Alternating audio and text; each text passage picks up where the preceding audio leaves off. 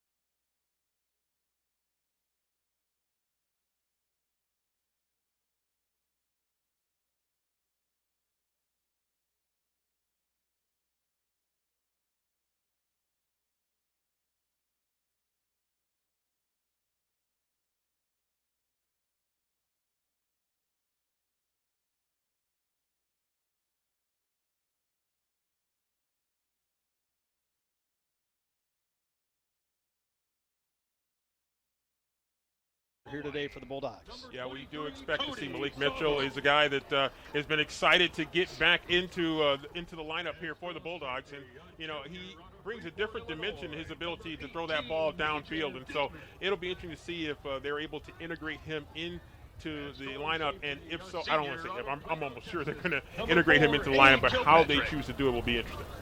Moving to the defensive side of the football for Ferris State up front. On the defensive line, one tackle spot, it'll be Jordan Jones, 6'1", 280 pounds, and a senior out of Redford. The other defensive tackle, Deron Irving Bay, 6'5", 349, and a senior from Flint. At the defensive end positions, it'll be Larry Oladipo, 6'4", 265, and a senior from Huntley, Illinois. He'll be joined by Caleb Murphy, 6'4", 245, and a junior from Dowagiac. The linebackers for the Bulldogs are Jason Williams, 6'1", 220, and a sophomore out of West Bloomfield. He'll be flanked by Connor Neer, 6'2", 236, and a sophomore from St. John's. And then in the secondary, the strong safety is Major Dedman, 6'1", 208, and a junior from Freeport, Illinois. The deep safeties are Centel Williams, 6'2", 212, and a senior from Battle Creek, along with Jamil Thomas, 5'11", 190, and a senior from Tampa. And the corners will be Vincent Cooley, 6'1", 195, and a sophomore from Detroit, along with Sidney McLeod, 6', 185, and a senior out of Miramar, Florida. The Bulldogs right now ranked among the top 2 teams nationally. In terms of total defense, Grand Valley State not too far behind on the defensive side of the football. Yeah, just 2 premier defensive teams here as the Bulldogs have already headed to the locker room, and Grand Valley not too far behind as they will head to the locker room as well. But 2 teams that really take pride in defensively stopping the run and also being stingy against the pass as well. So 2 teams that really mirror each other in a lot of ways. Crowd continuing to come in here at Top Taggart Field as the student section already starting to fill up. The Grand Valley State sideline over on the far side, they're going to have those visitor bleachers full, and we still have tailgating going on outside as we see people parked everywhere. See a lot of cars parked in the grass to the south over by the South Athletic Complex here at Ferris State. Yeah, I mean, anywhere where you can possibly park, you're finding a parking space right now. The media lot full. It is just it is crazy right now. We'll take a 2-minute timeout, back to get the keys to the game and talk more about this matchup between the Bulldogs and the Lakers after this break on Sunny 97.3. Between identities, Douglas Quaid must solve the one mystery that has come to define him. Who am I? And why is my truck's brake sound louder than a Westinghouse M27 phase plasma pulse rifle? Fortunately, his answers would come from a familiar ally. Of course, Johnson's Automotive. Committed and honest quality work. They fix foreign cars too. But the race was on. You think you can beat me? I am the law. Johnson's Automotive, now showing off Northland Drive, just north of Big Rapids, and always online at johnsonsautopr.com. You probably know that Three Girls Deli and Bakery gives you the best quiche, breakfast all day, and a to-die-for BLT and more. But did you know that Three Girls Deli and Bakery does catering? That's right, catering. A full catering menu is available for you to choose from. Breakfast, full dinner, or appetizers and desserts, and everything in between. Catering is available for any size event. They've catered for Lowe's, the City of Big Rapids, Ferris State University, and more. Take all the stress out of your next event with Three Girls Deli, Bakery, and Catering. They provide setup and service, or you can simply pick it up ready to go. Great prices and fabulous food. Three Girls Deli, Bakery, and Catering for your office, wedding, work lunch, holiday party. No event too big or small. Three Girls Deli and Bakery on Facebook. And located downtown Big Rapids inside the Artworks building. Three Girls Deli and Bakery for all your catering needs.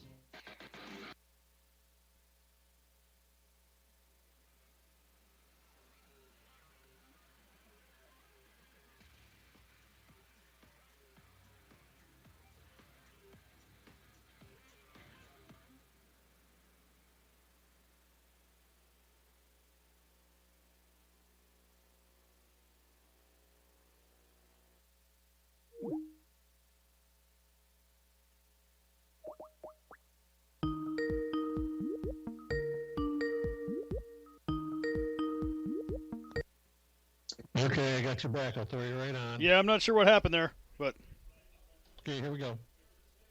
Bulldog.com. Welcome back, everyone, to Ferris State football coverage. Rob Bentley and Sandy Golston with you here on the Johnson Automotive pregame show as we get set for today's matchup between the Bulldogs and the Lakers. 20 minutes away from kickoff time. Standing room only expected here today. We've already got it here in the south end zone as the Bulldogs and the Lakers square off. Game that has some major implications, not only in terms of the conference race, but also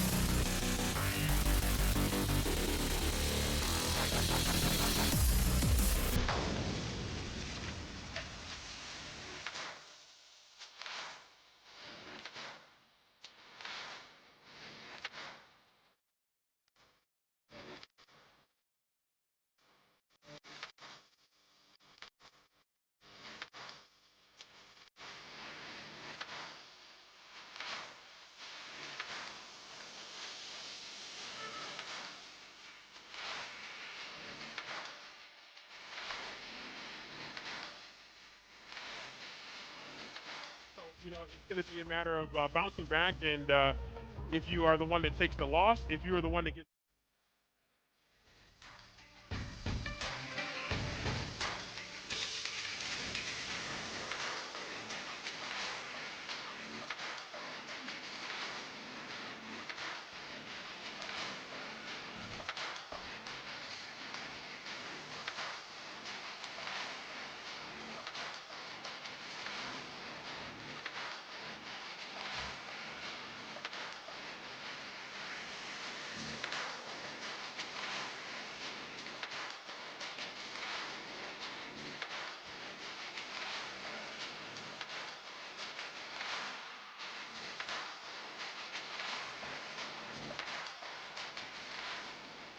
at the Ferris State Racket Fitness Center. So good luck to head coach Mark Dorn and the Bulldogs.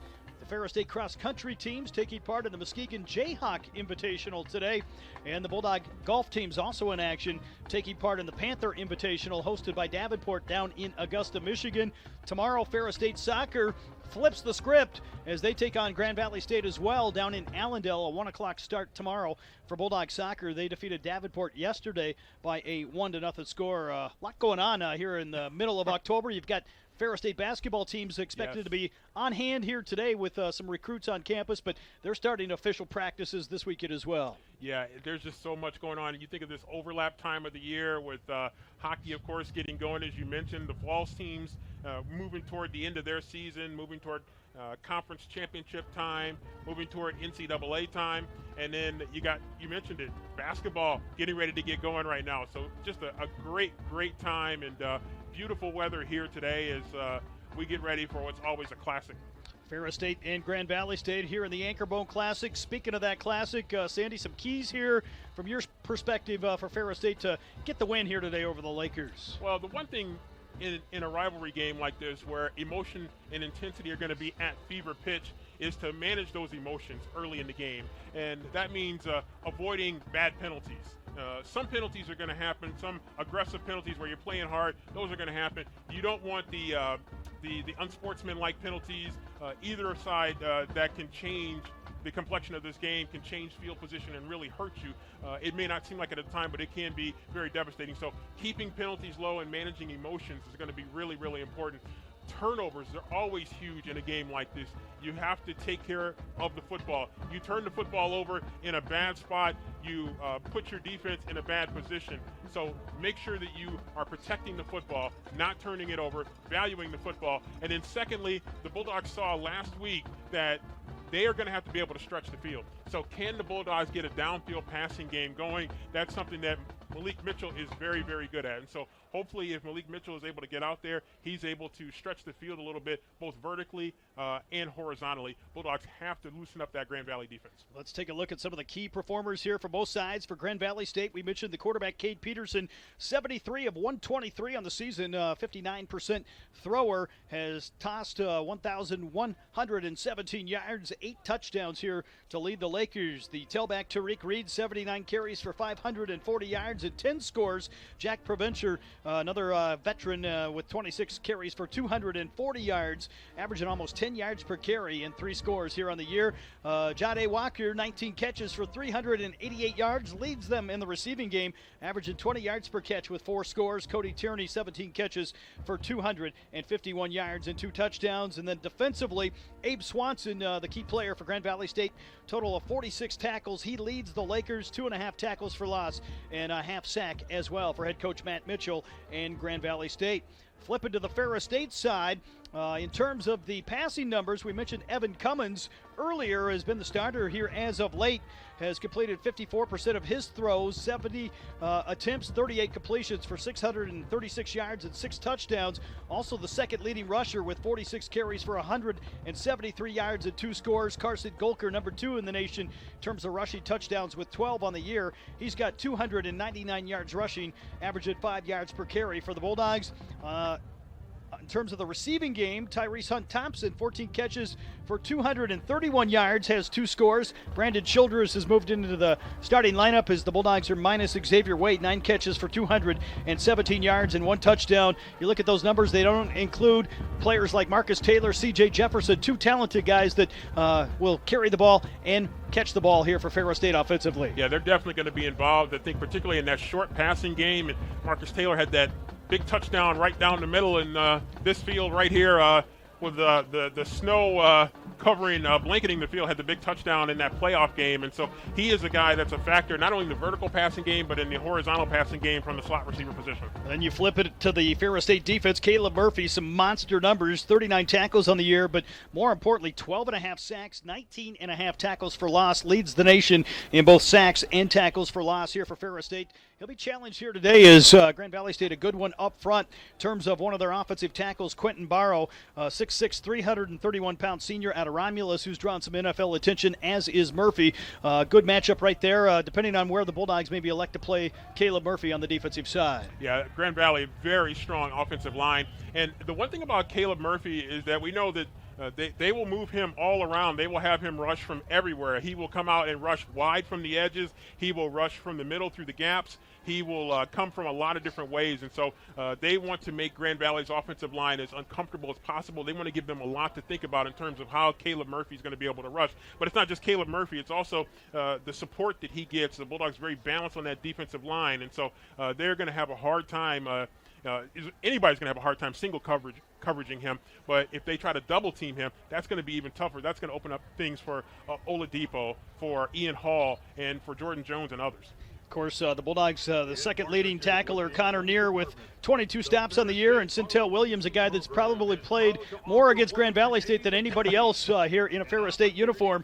7th-year senior, the third leading tackler, with 17 on the season, and nice to see him back here over the last week or so here for the Bulldogs. Yeah, Centel Williams brings a major presence in his ability not only to help defend against the pass, but also to come up in run support, and a guy with a lot of experience, a guy that's matured a lot in this program. And, man, this crowd is just unbelievable. They're still pouring in here looking for seats. But, yeah, Centel Williams is a huge factor for the Bulldogs to get him back defensively. Of course, the tailgate lots just expected to close right around 12:45, and they may have to certainly get ready for the Bulldogs to draw some more fans in here as we get ready for the national anthem to take place here very shortly.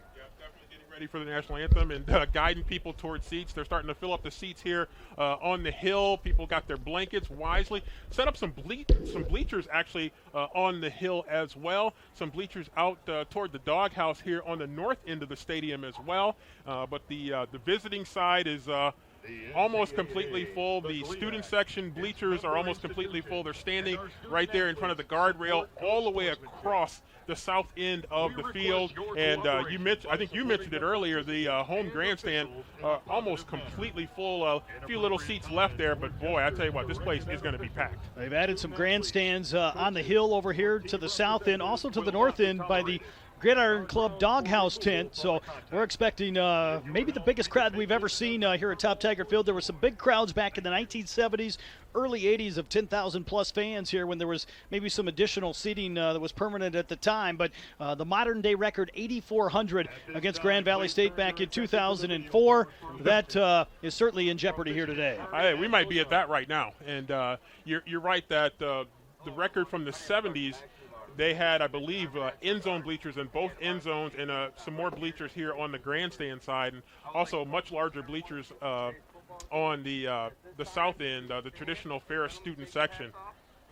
We will take a 2-minute timeout as the national anthem is played. We'll be back with more coverage as we get ready for kickoff here on the Johnson Automotive pregame show in 2 minutes on Sunny 97.3. This season doesn't strike twice, but they were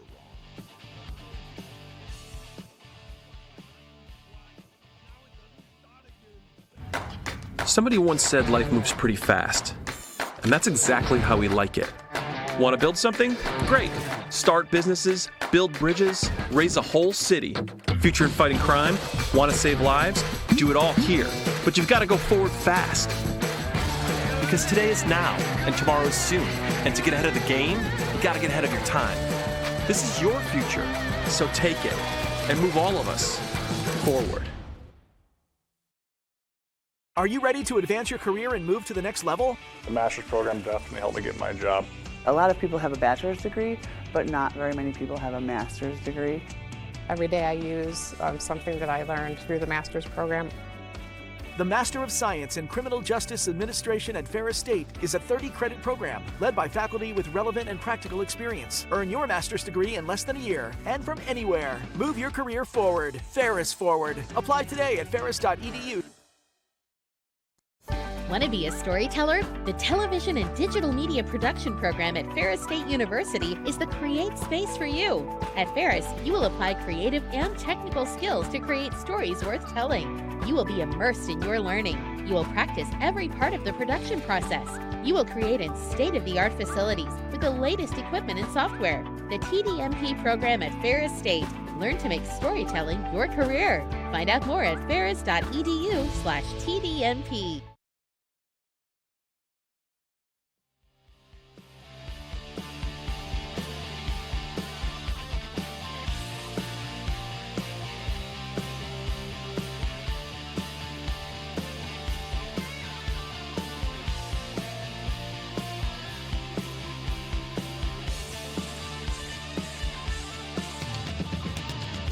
Pregame show 8 minutes away from kickoff time here at Top Tiger Field.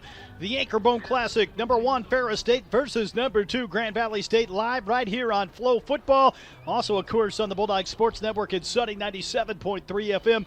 Live coverage courtesy here on our video stream of the Ferris State Television and Digital Media Production Program. They'll be honored coming up at halftime as well as the Bulldogs continue to recognize some of the various departments here on campus. They'll be recognized along with the cybersecurity unit and, of course, the Ferris Foundation, who will be thanked for their support of the championship rings here for Ferris State student athletes. Yeah, we're just definitely grateful to the work that the Ferris Foundation does. And what is the Ferris Foundation? They're comprised of donors, people who really want to financially support the university, and their willingness to invest in championship rings as a symbol of the great success that our student athletes have had and the sacrifices that our student athletes make to represent Ferris. And we talked about the organic marketing in the first hour of the pregame show. Our student athletes do a big part of that, and it's great to see the Ferris Foundation recognize them. Grand Valley State captains on the field on the opposite sideline, still awaiting the Bulldog captains, just starting to come out of the Student Recreation Center, now across the stadium behind the Grand Valley State sideline. That road by the Student Rec Center closed off today as the Bulldogs and the Lakers get ready for kickoff due to some of the large crowds expected. They closed that road off here this afternoon. Yeah, trying to reduce some of the traffic and congestion right there. It's also the area where the teams have to exit the Student Recreation Center overall and work their way to the stadium here as more fans starting to work their way in to the stadium. And you mentioned the Bulldog captains trying to work their way through the crowd here to get over to midfield to get ready for the pregame coin toss and instructions here about 5.5 minutes away from kickoff. At one point a little bit ago, I got a text that said the stands were already full and maybe only 75% of the crowd was even inside the stadium with the large number of fans still out in the tailgate lots. The crowd continues to grow, waiting for some of those fans to start to fill the north end zone, but we're going to have a huge crowd here today. The hill to the south already filled, and now we see some of the Ferris State fans and the Laker fans on the far side getting ready to greet these two teams coming across the field as the Bulldog captains come out first. Well, you're going to see, you're going to hear some roars here for really both of these teams here. Great Bulldog. You can hear it's getting loud already. The hype video being played here, the anchor bone hype video here today for the Ferris State University Bulldogs as they line up and start to come through the tunnel on the far side. Bulldogs in the red jerseys here, part of a red out effort here today. The black pants, the red helmets. Grand Valley will be in the all white with the blue numerals and the dark helmets here this afternoon as Ferris State, #1 in the nation, gets ready to square off against #2 Grand Valley State here in the Anchor Bone Classic. The Bulldogs, the defending national champions, and they've won 6 straight games here in this series. Yeah, the Bulldogs, they are hyped and a lot of energy on this field, and Bulldogs gathering now just in front, still working their way through the inflated Bulldog here at the south end of the stadium, southeast end of the stadium. And the Ferris State Bulldogs here as we hear the Ferris State pep band. The Bulldogs will get ready to take the field here. They're going to huddle up one final time here. A team that certainly has a lot of confidence coming into this one. Going to have to play some good football here today, though. Yeah, they're going to have to play. They're going to have to be on top of their game here today, and they know it. This is not a big surprise here. They know that they're going to have to be ready to go. Grand Valley is a team that's going to be ready to go. I can see Grand Valley starting to come outside the Student Recreation Center, and they're literally right behind the Bulldogs here coming onto the field here. So you're going to have both teams, Rob, practically right next to each other. So the Bulldogs still huddled up here on the field now, and coming out here to a thunderous round of applause this afternoon. The home team takes the field here, #1 Ferris State for the Anchor Bone Classic. Bulldogs taking the field, Lakers right behind them. So Grand Valley State, #2 in the nation on the far sideline, as the Lakers have a big following of their own here today. Some fans continuing to come in here as we've already got a packed house here today on both sides of the stadium. Yeah, you are talking about an incredible crowd here, and again, they're still coming into the stadium right here. Basically no seats left here. Few seats left on the Grand Valley side, very few seats over there by the band, but those are going to be filled up pretty shortly. Ferris State and Grand Valley State. Here as the captains take the field for the Bulldogs. It'll be Brendan Childress, along with Caleb Murphy, Jacarvis Alexander, and Duran Irving Bay will be the 4 Bulldog captains here as they await the coin toss here. 4 Laker captains out there as well. Here is we'll wait and see what transpires here on the coin toss and see if the Bulldogs win the toss or not here. We'd like to think that Ferris State might put the defense out there first if they win the toss, but we'll have to wait and see. We'll see. I think both of these teams have the confidence that they'd be willing to go first here as the referee going over the instructions here with the captains, and the coin is up in the air and down. So we wait the results here down on the field here as it's been called, and now we'll have to wait and see what the official calls out here. Looks like Ferris won and will defer. So the Bulldogs will defer here. Grand Valley State going to take the football, of course, and Bulldogs have put the #1 or 2 ranked defense in the country out there here to start this ball game. The Lakers will get the ball. The Lakers will be going north to south. So the Bulldogs will be going, the wind is blowing here. Looks like from the from the north toward the south, so it's blowing southeast here at the stadium. This has been the Johnson Automotive pregame show. We'll take one final 60-second break. The opening kick when we come back after this timeout here on Sunny 97.3. Somebody once said life moves pretty fast, and that's exactly how we like it. Want to build something? Great. Start businesses, build bridges, raise a whole city. Future in fighting crime? Want to save lives? Do it all here. But you've got to go forward fast. Because today is now, and tomorrow is soon. And to get ahead of the game, you got to get ahead of your time. This is your future, so take it and move all of us forward.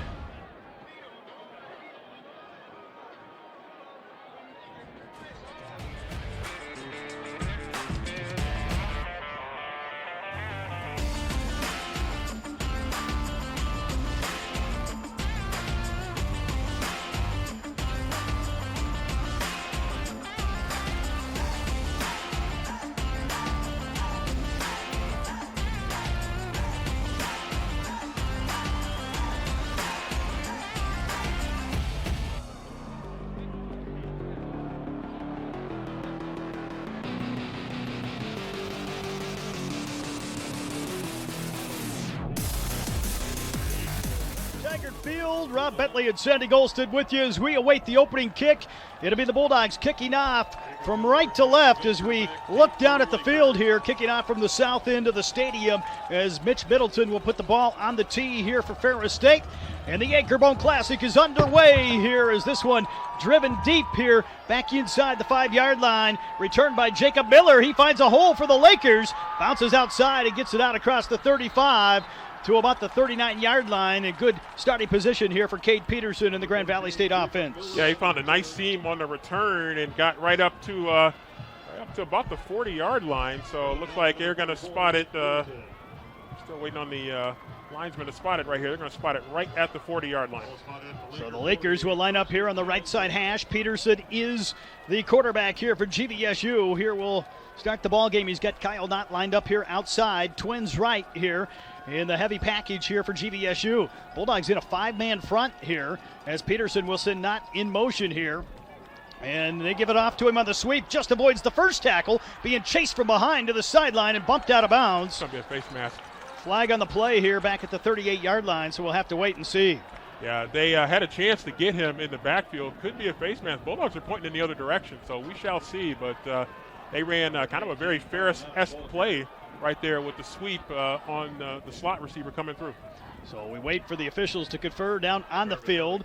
Nice to see Larry Oladipo back in there on the defensive line. Missed last week's game for the Bulldogs, but the senior out of Huntley, Illinois, back out there here gets the start today for Ferris State as we await the call on the field. And a legal block in the back.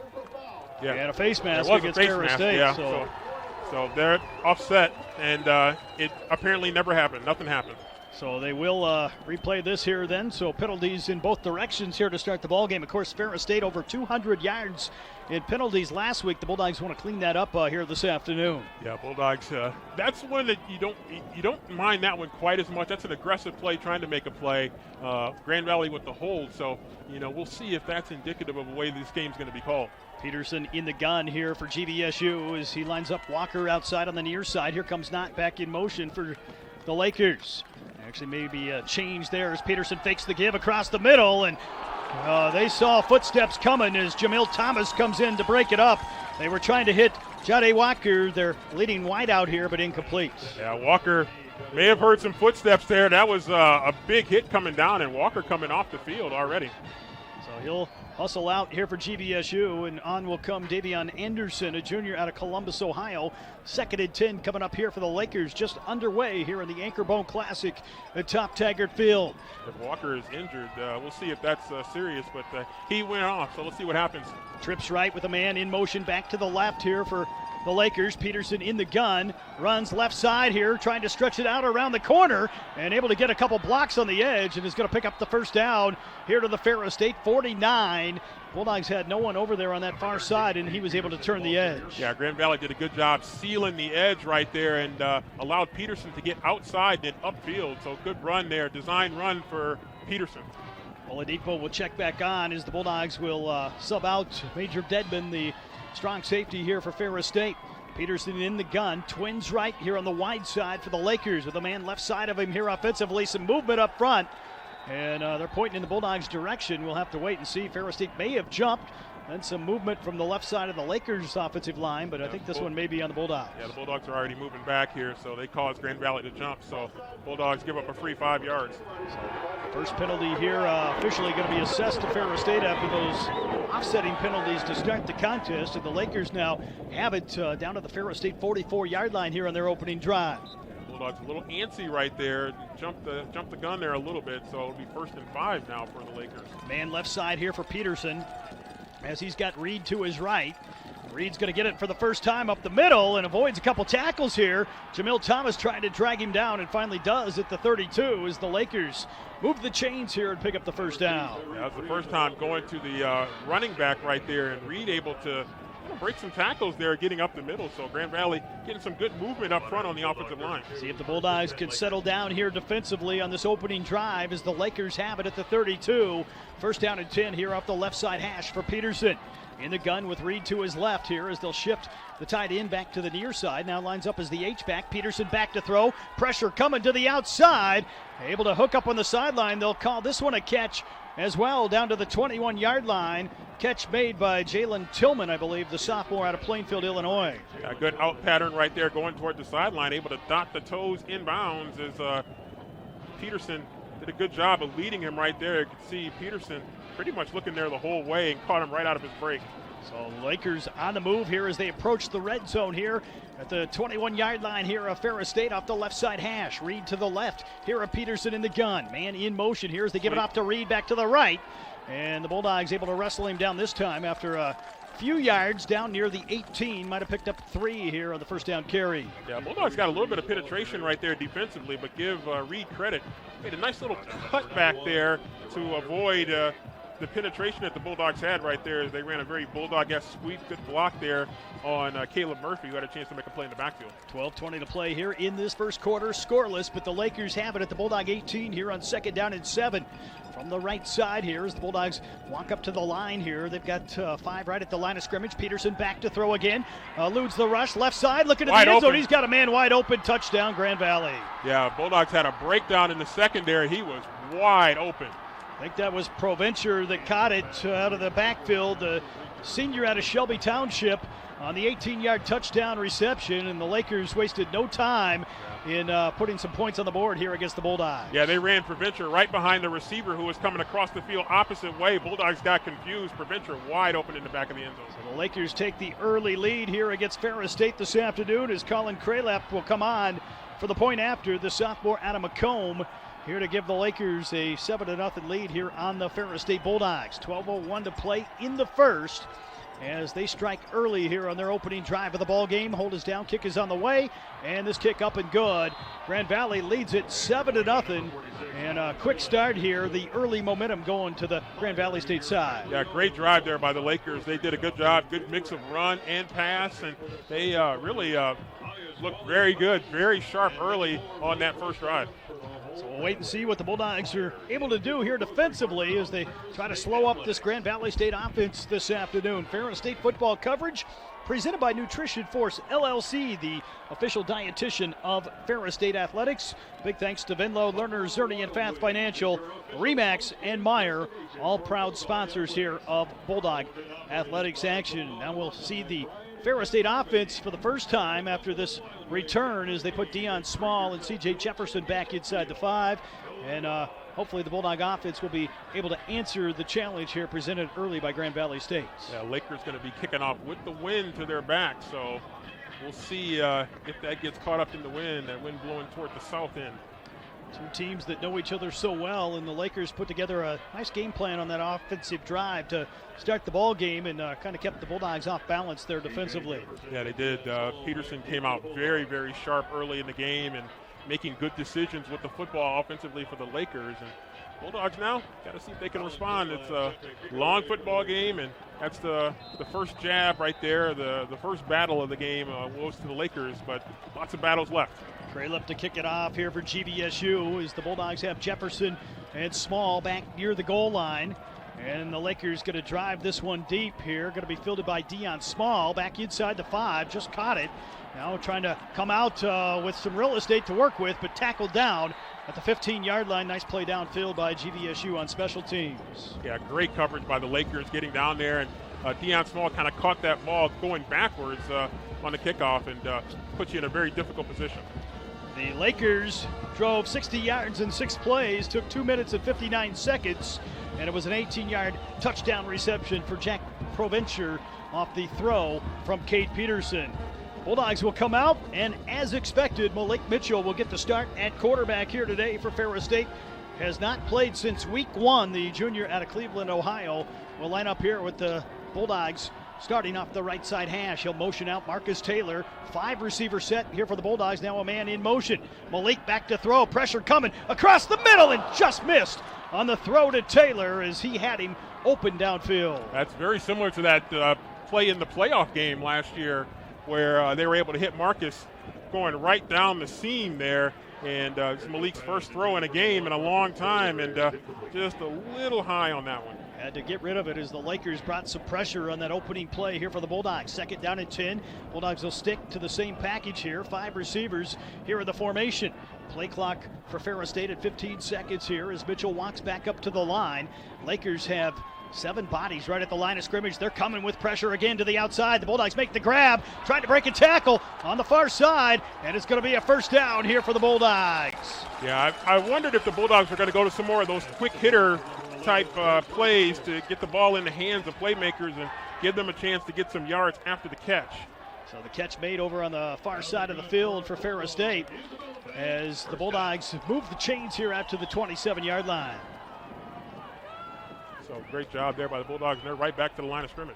Ferris State quickly right back to the line here as Jefferson comes in motion. They'll give it off this time on the inside give to Marcus Taylor, and going to pick up here 3 or 4 yards here as the Bulldogs trying to speed it up a little bit here against Grand Valley State early on. The Bulldogs definitely mixing some things up. Desmond Libertus already involved, and Bulldogs come right back with a running play here. Solid run on 1st down here.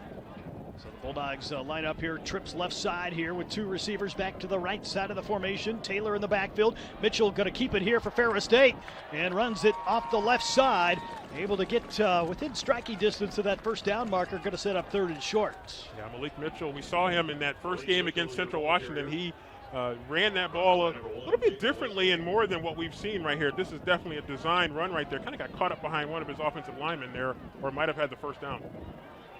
Bulldogs will get set here offensively. 10:30 to play here in the 1st quarter.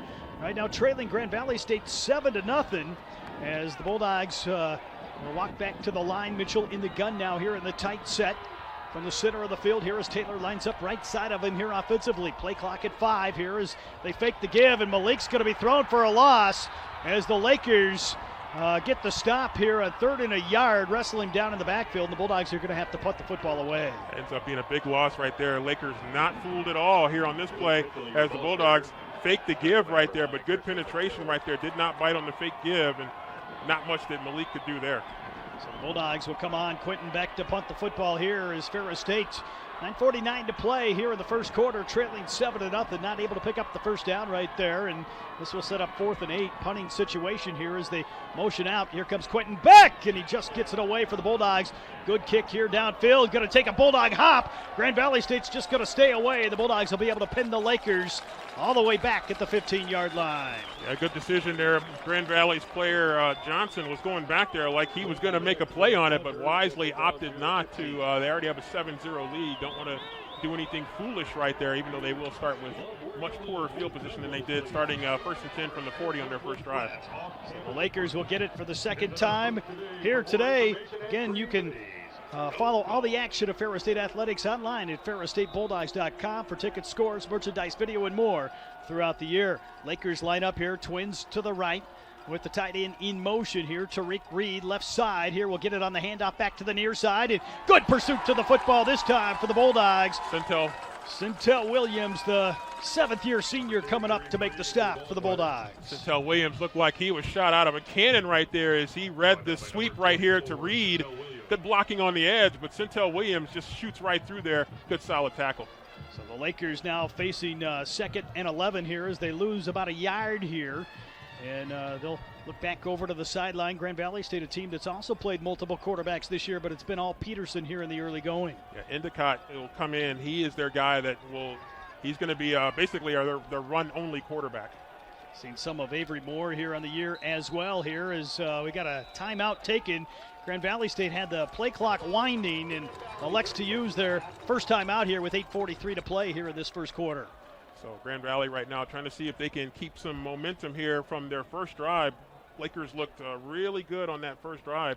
Bulldogs trying to settle down defensively here a little bit and kind of get a better feel for how Grand Valley wants to try to attack. And it's going to be various ways. For many ways, the Bulldogs are going to be looking in the mirror as far as how Grand Valley wants to play.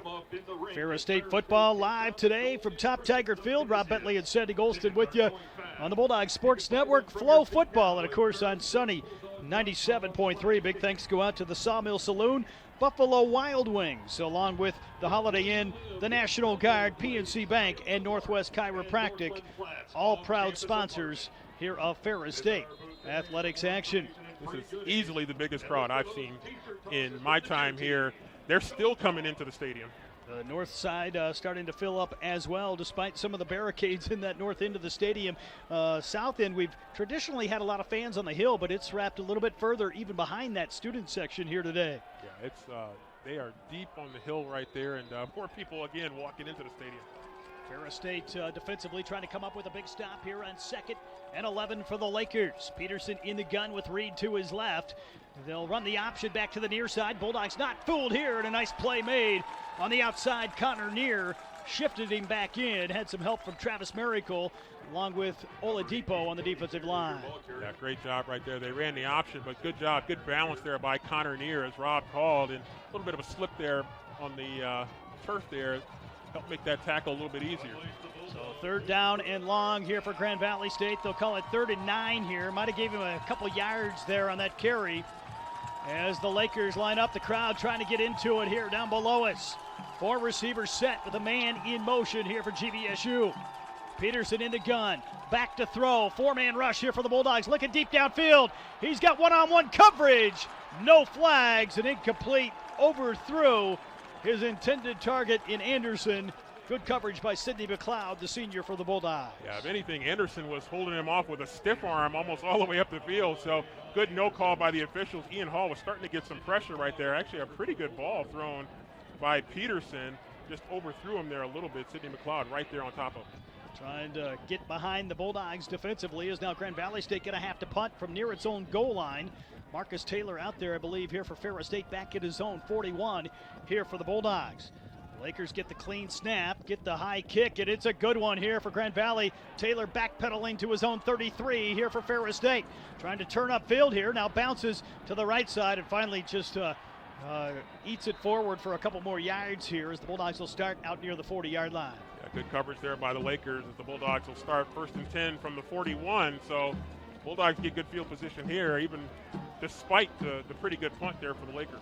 So back out will come the Bulldogs as they go back again to that 4-receiver set. Marcus Taylor seeing some action in the offensive backfield. We saw a little bit of that last week for the Bulldogs as they have yet to really use one of those starting tailbacks here today.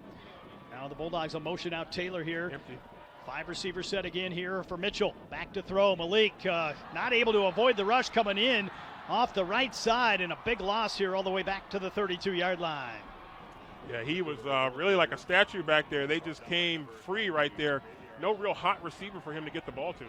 Just got a note that ticket sales have been stopped here today. 11,275 fans here in Big Rapids this afternoon. So going to be a modern-day record crowd here for Ferris State University today. Yeah, just tremendous turnout and couldn't ask for better weather. So the Bulldogs will line up here right now trying to find a way to stop this Grand Valley State defense as the Bulldogs will give it off on the inside give to Taylor, and he gets all that yardage back and then some. And going to get it out to the 48-yard line here, and this will set up 3rd and short once more here for Ferris State. So Bulldogs really needed that explosive play right there, and basically just a traditional run play, and nice job. Great running in between the tackles there. Bulldogs needed that. So the Bulldogs have it here off the left side hash. Trips to the left side here for Malik. Back to throw again. Quick hitter. Able to find Jefferson. He breaks a tackle to the 35. Turns inside and gets it down to the 31.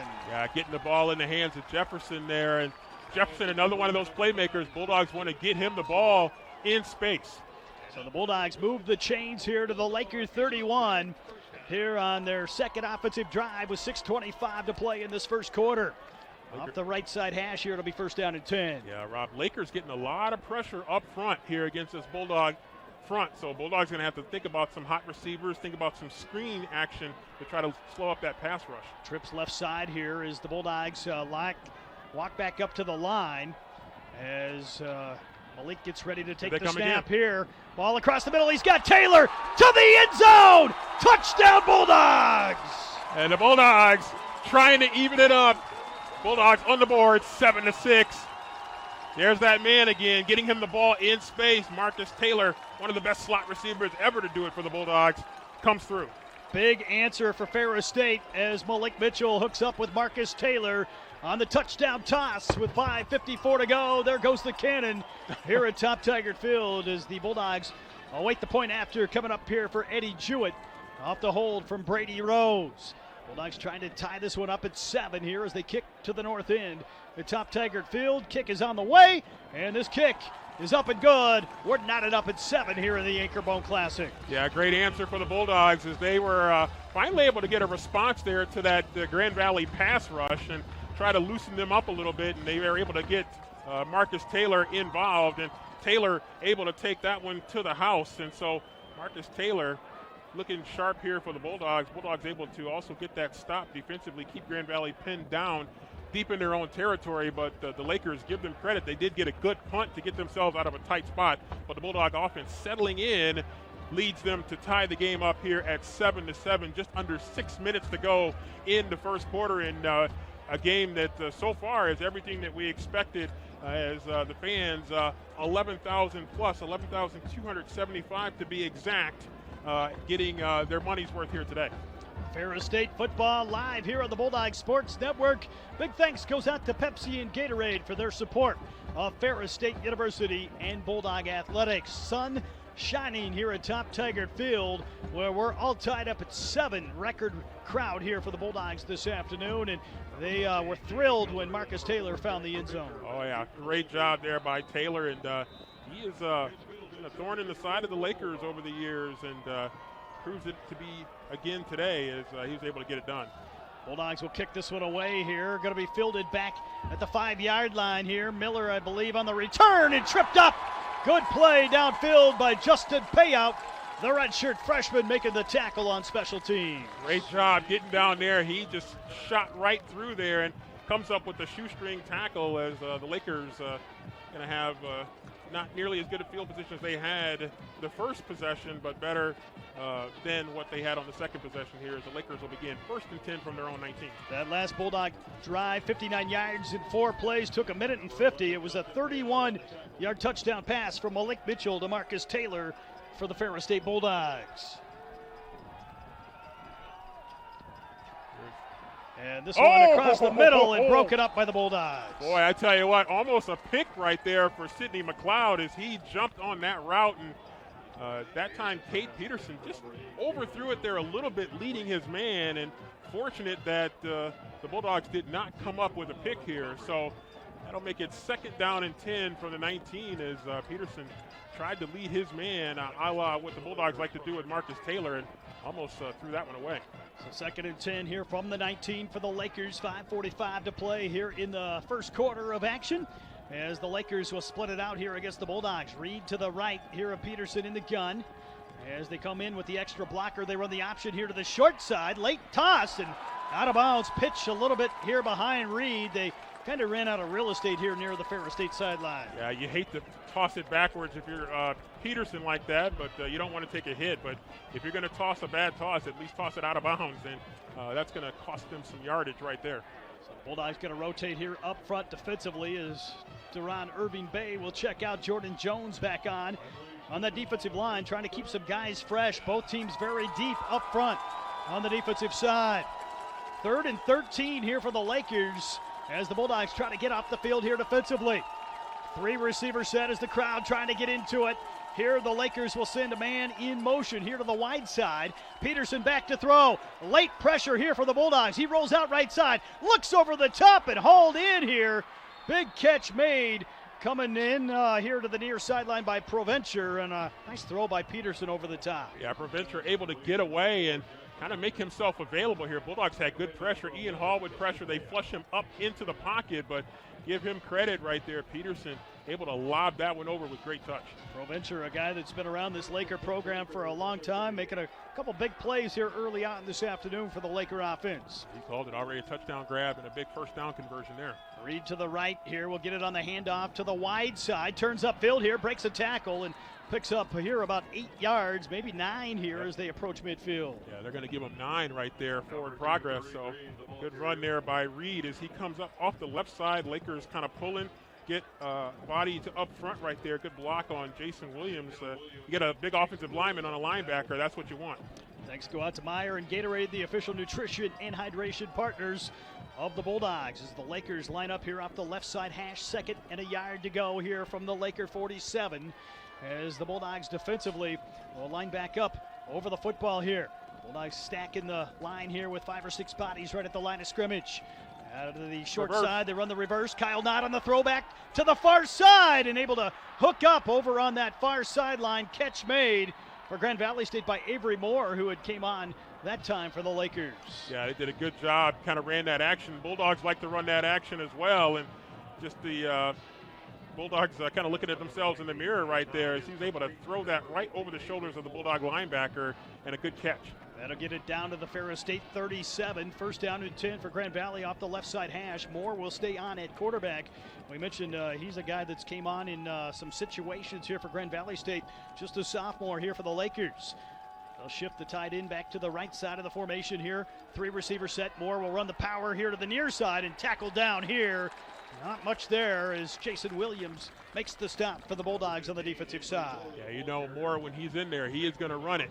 So he came right there with the quick sweep right there, had the guard pulling, but great job by the Bulldogs getting through there. Williams coming through making the tackle as Peterson will check back in. 3 minutes left here in the first. Lakers driving from left to right as we look down at the field here. Peterson back in the gun here with Reed to his right as Grand Valley facing 2nd and 9. Ball at the Ferris State 36. Bulldogs will shift back to that 4-man front here as the Lakers come in a little bit tighter. Peterson looking to throw, has time, now flush from the pocket as the Bulldogs come with the late rush and tosses that one away.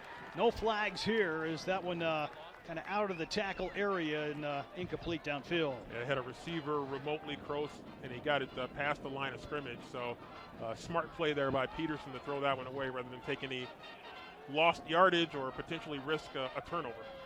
So this will set up 3rd and 9 now for GVSU here off the right side hash. Crowd trying to get this defense charged up again here this afternoon. Four receivers here in the formation for the Lakers. Provencher lined up right side of Peterson. Play clock down inside of 7 seconds now here for Grand Valley. Down to 3 seconds as Peterson takes the snap. Bulldogs coming with pressure, and they set up the screen. Provencher with the reception. He's going to have the first down or very close to it. Down to the Bulldog 27. Yeah, that's going to be a first down right there. Right there at the yardage that he needed. Is good job kind of dumping it off. Provencher having a huge first quarter. They kind of set that one up, and good patience by Peterson to kind of wait till Provencher was able to work free, able to fend off Ian Hall coming in untouched here from the left side. Yeah, Provencher did a good job hiding behind one of their big offensive linemen, Garrett Carroll. Just kind of hid behind him there, and just a very well-drawn play, very well-executed play. So the Bulldogs here trying to find a way to get off the field here. First down and 10 for the Lakers at the 27. Reed up off the left side here of that offensive line. Going to give him progress here to about the 23, 24-yard line, depending on the spot. We're going to get about 3 on that play. So Reed had effective pretty much so far there. Again, another pulling guard right there, opening up a hole, but Bulldogs tackle him low and bring him down. They only gave him about 3 yards there as he ran it off the left side behind Quentin Barrow, who we mentioned an NFL-type prospect at left tackle here for Grand Valley State. Big white body over there on the left side. Peterson will send a man back in motion here to the near side in the Laker offense. Peterson to throw to the outside and broken up. Sidney McLeod, I think, was thinking pick 6, but batted down here at the line of scrimmage by the Bulldogs. Had that not been batted down, Sidney, it was right there on top of that. How you called it right there, potentially a pick 6 right there. Lakers might have caught a break right there. So this will set up 3rd and 7 now as the Lakers probably in field goal range. We'll see what happens here on this big 3rd down play. Lakers good kicking game right here, so they do not want to risk a turnover right here if they can avoid it. Twins left side here for Grand Valley as they give it off here to Provencher again. And he's going to probably be able to pick up the first down or very close. We'll wait and see. We don't see a lot of measurements right here, but he's short from where both linesmen were. He is short by maybe half a yard. So it will set up 4th down. The Lakers going to leave the offense out there here inside of a minute to go here in this first quarter. They're going to bring in more to try to run for it. So with the Lakers have the ball spotted here at about the 18. They need to get it to the 17 as Moore will work out of the shotgun set. Grand Valley with twins left. H-back lined up here to the left side for the Lakers. Now a man in motion in Reed. It'll be Moore on the keeper back to the near Got it. side, and he's got the first down to about the 15 or 16-yard line. Got just enough to get past that first down marker and move the chains. The Lakers will keep this drive going. Yeah, Bulldogs had them stacked up on the right side of the Laker offensive line, but the Lakers able to pull and get just a little bit of a seam right there for Moore. Actually kind of ran into his offensive lineman and had another couple yards. So the Lakers here, I think, are just going to let time tick away here as they are driving toward the south end, the full end, and instead we'll wait and try to move it toward the north end when we come back in the second quarter. Ferris State and Grand Valley tied at 7 after 1. We'll be back in 60 seconds right here on Sunny 97.3.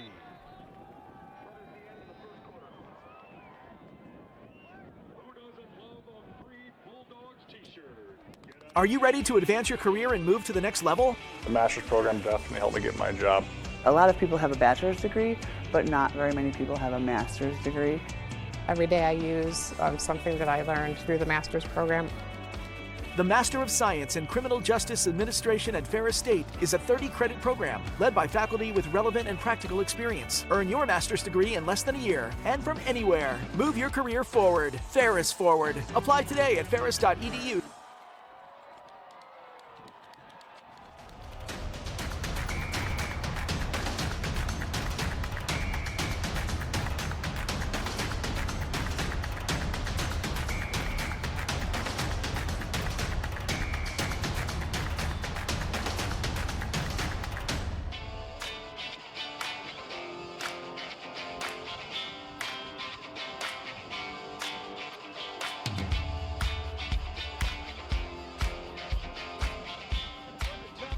Field, Rob Bentley and Sandy Golston with you as we get ready for quarter number 2.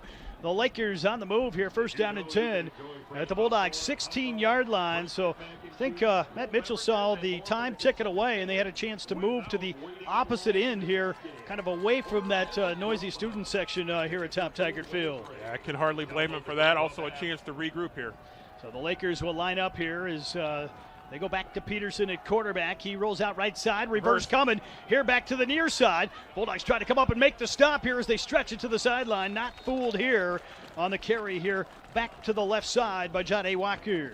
Yeah, kind of a slow developing play, very deep in the offensive backfield, and that was going to be a tough play to get away with for either of these offenses against defenses with this kind of speed. Grand Valley 121 yards of total offense in the first quarter. Ferris State was 74 yards on 9 plays as Peterson is 4 of 9 for 60 yards in the score here for Grand Valley State through 1 quarter of action. The one thing this does change, kicking the field goal, even though Grand Valley has a very good kicker, a little different dynamic here.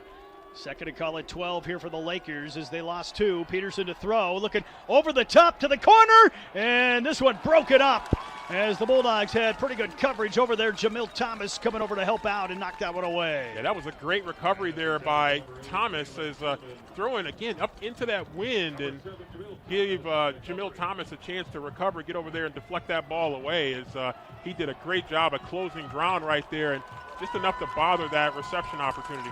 Trying to find Jalen Tillman. This will set up third down. Third and about 12 here as the Bulldogs try to get the right package out there defensively. Big third down play here for GVSU. Timeout. And the Bulldogs are going to use timeout. Not sure they had the right guys they wanted out there defensively, so nice job here of recognizing that and not giving up free play maybe here to Grand Valley. Yeah, you definitely want to make sure you're on the same page here. This is a huge play here in this game, a game that's going to have a lot of huge plays as Bulldogs want to make sure that they have the right personnel and the right approach to what they anticipate Grand Valley likes to do with the formations that they come to the line with. Ferris State hockey, of course, coming your way tonight as the Bulldogs will host Canisius, game that will get underway. Opening face-off scheduled for 7:07 p.m. as the Bulldogs look to bounce back and get a big win over a former Bulldog, Trevor Large, who brings his Golden Griffins back to the Ava Glaven Ice Arena. Exciting game last night, and the Bulldogs looking for the bounce-back win here tonight in front of the home crowd. Yeah, it was great to see Coach Large back, Trevor Large, part of that great Bulldog championship team from 02-03 with, of course, legendary Chris Kunitz, a part of that team as well. And Trevor, of course, very tight with a lot of those guys on that team. As the Lakers back to the line of scrimmage, 3rd and 12 from the 18. Lakers driving into the wind coming from the north end of the stadium. Big third down play here for Peterson as he drops back to throw. Looking for the same route. McLeod on coverage to the end zone and incomplete. Not able to hook up with Jedi Walker over there right at the pylon in the end zone. Yeah, he's going for that matchup over there in that corner. They actually got pretty good protection. Bulldogs did get some pressure, but throwing that ball so high in the air, not a lot of room for error over there at that part of the end zone with the wind blowing in the way it does. Peterson just kind of got that ball way up in the air. So a long field goal try here for Grand Valley, about a 35-yarder coming up here for the Lakers. Looks like they'll go with Josh Gorball, a junior out of Elkhart, Indiana here, off the near side hash, kicking to the north end here. A little bit of a breeze here at Top Tigard Field. Kick has the distance. It's on the way, and it's up and good. So the Lakers take a 10-7 lead. Bulldogs hold them to a field goal, but trail here on the scoreboard by 3, just underway in the second quarter. Yeah, big conversion there by Grand Valley. Hold down really good and kicking right into the wind right there and able to sneak it into that right upright. Ferris State football live today in front of the home fans here at Top Tigard Field. Rob Bentley and Sandy Golston with you as the Bulldogs and the Lakers meet up here at this West Michigan rivalry series, Anchorbone Classic. The winner gets the Anchorbone Trophy coming up at the conclusion of this football game. Lots at stake here for these two teams, and it's already been the battle that we expected here. Lakers with a 10-7 lead here early in the second quarter as the Bulldog defense able to hold down the stretch there. Lakers took a couple shots at the end zone, but the Bulldogs able to defend those plays and force them into a little field goal attempt, kick it into the wind, but the Lakers convert and they take their lead again.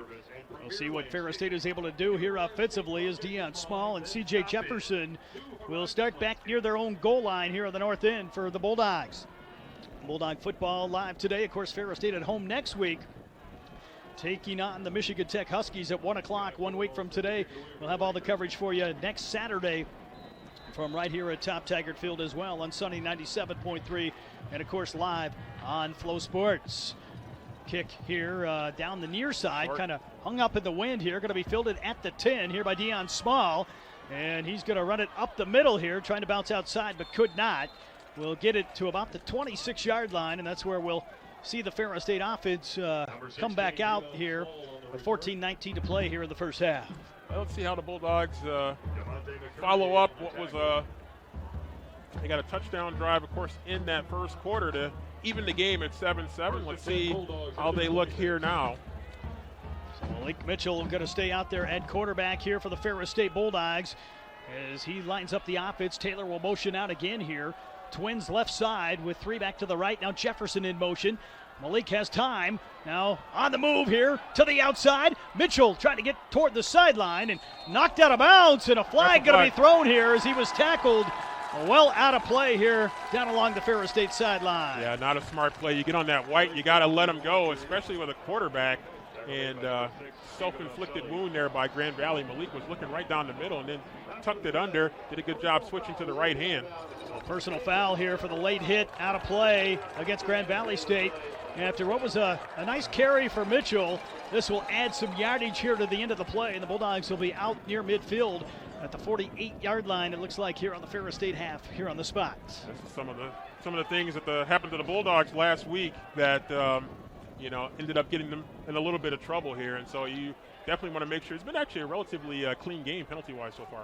That last drive for Grand Valley, 16 plays, took 63 yards in 6 minutes and 26 seconds. It was a 35-yard field goal for Gorbal to give the Lakers a 10-7 lead here early on in this second quarter. Mitchell in the offense here with the play clock at 4 seconds. They might have to get another timeout. They're going to have to use timeout as they were not ready here at the line of scrimmage, and Bulldogs will expend their second timeout here in the first half.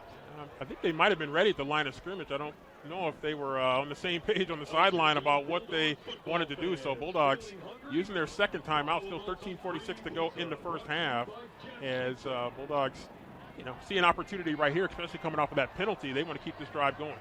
Look down at the sideline here, and one thing to keep an eye on here for the Bulldogs. They're minus Vincent Cooley today, one of their starting defensive backs, not in uniform here today. He's got actually his jersey on, but wearing the tights down on the sideline. I saw him the other day not practicing for the Bulldogs. They weren't sure if he was going to be back or not, and he is not here today. So hopefully nothing too serious, but in his place, Jacarvis Alexander got the start today on the corner for Ferris State defensively. Yeah, he's a good one, so Bulldogs very fortunate to have some added depth right there. Of course, Justin Payout there as well. You know, one of the areas where it could hurt them is you get into nickel coverage a little bit, and it could be a factor. We shall see as the game plays out. Already minus Xavier Wade on the offensive side, who is not in uniform as well, actually in an arm sling, so he will not be back for some time here for the Bulldogs. Mitchell back to throw here, has time, looking across the middle, able to hook up with Tyrese Hunt-Thompson into Laker territory down to the 35-yard line. Yeah, good job there by Tyrese, getting himself, kind of putting himself right in the back of that Laker defense right there and just kind of finding the soft spot here as Malik, a lot of time right there, good blocking up front, and Tyrese finds the soft spot in the middle of that zone. Trying to settle into a rhythm here for the Bulldogs. Lakers come with some pressure across the middle and a nice catch made. Childress. Brendan Childress down to the 26, picks up 9 here on the good throw from Mitchell. Yeah, I believe that might be his first target as Brandon Childress able to break free and get that ball, catch that ball going toward the sideline. They're going to give him 9 on that. Bulldogs trying to push the lead here in their favor here on the scoreboard. 2 minutes into the second quarter, right now trailing 10-7, but on the move here. 4 receiver set here, play clock, plenty of time here for the Bulldogs as Mitchell backs away. Empty backfield besides Malik. And the Bulldogs trying to pick up the movement, but yeah, Bulldogs false starts and movement on the left side. So the Lakers were coming with some pressure on the left side, and this one will be against Ferris State. So a penalty here on the Bulldogs. They have been relatively penalty-free here, at least this week compared to last week, but that one going to cost them about 5 yards. Yeah, been pretty clean as looking down here, Desmond Libertus getting some run here today, getting a lot more run. We have yet to see any of the Bulldog tailbacks. He has been one of those key receivers out there here for Ferris State in the offensive set. Marcus Taylor now into the backfield. The Bulldogs going to run a little counter action. It'll be Taylor up the middle, gashing the Lakers to the outside. Marcus trying to get to the end zone. Touchdown Bulldogs! Great job right there. You got the great talented Marcus Taylor as the Bulldogs take their first lead of the game, and he is basically the running back for us right now. Marcus Taylor able to run that one up the middle, then turned outside, used his quickness, and able to outrun the Lakers around the corner to the pylon. Got some big blocks on the outside. You look at the replay here, some receivers downfield. Childress, Hunt-Thompson able to throw some key blocks on the outside. Yeah, just great block, and it's just traditionally that's what the Bulldogs do, great receiver blocking downfield. Jewett to kick the extra point. It's on the way, has the distance, splits the uprights. It's up and good, and the Bulldogs have a 14-10 lead, and the offense looked very efficient so far here with Malik Mitchell at the control. You know, I think one thing that maybe is throwing the Lakers off a little bit defensively is the Bulldogs moving Marcus Taylor back there in at running back, and he's showing some explosive ability that you usually expect to see from running backs, and it just shows you the multiple faceted talent that Marcus Taylor is right there, being disruptive right there against this great Laker defense.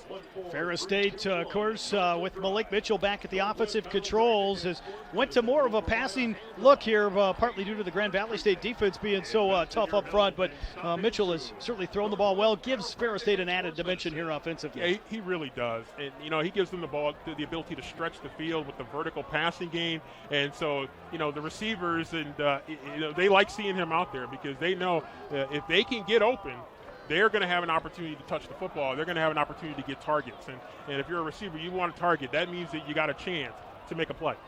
Win or lose, got to be a big credit going out to the Bulldog Nation and the Laker fans. What a fan base we've got here today in Big Rapids.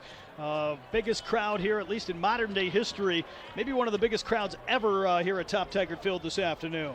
This is the way this rivalry should be. I mean, it should be like this every game, and it has been like this every game, or maybe not quite like this here, but this is just a tremendous turnout for number one, number two, very fitting. Ferris State, 4 plays, 73 yards, took 1 minute and 47 seconds. Marcus Taylor with a 31-yard touchdown run. On the return is Miller from his own 6 here for the Lakers. Bulldogs trying to make a play downfield on special teams. Oh, what a play. And they get a big play from Brady Rose. Back at the 15-yard line, Miller slow to get up. Had a chance maybe to turn the corner, and Rose with a diving tackle for the Bulldogs. Yeah, Miller might have rolled an ankle a little bit. Brady Rose with a great job, and Brady Rose, guy that's a slot receiver. Miller not even going to make it off the field right now. He's down trying to run it off there as oh my goodness, he did roll that ankle really bad.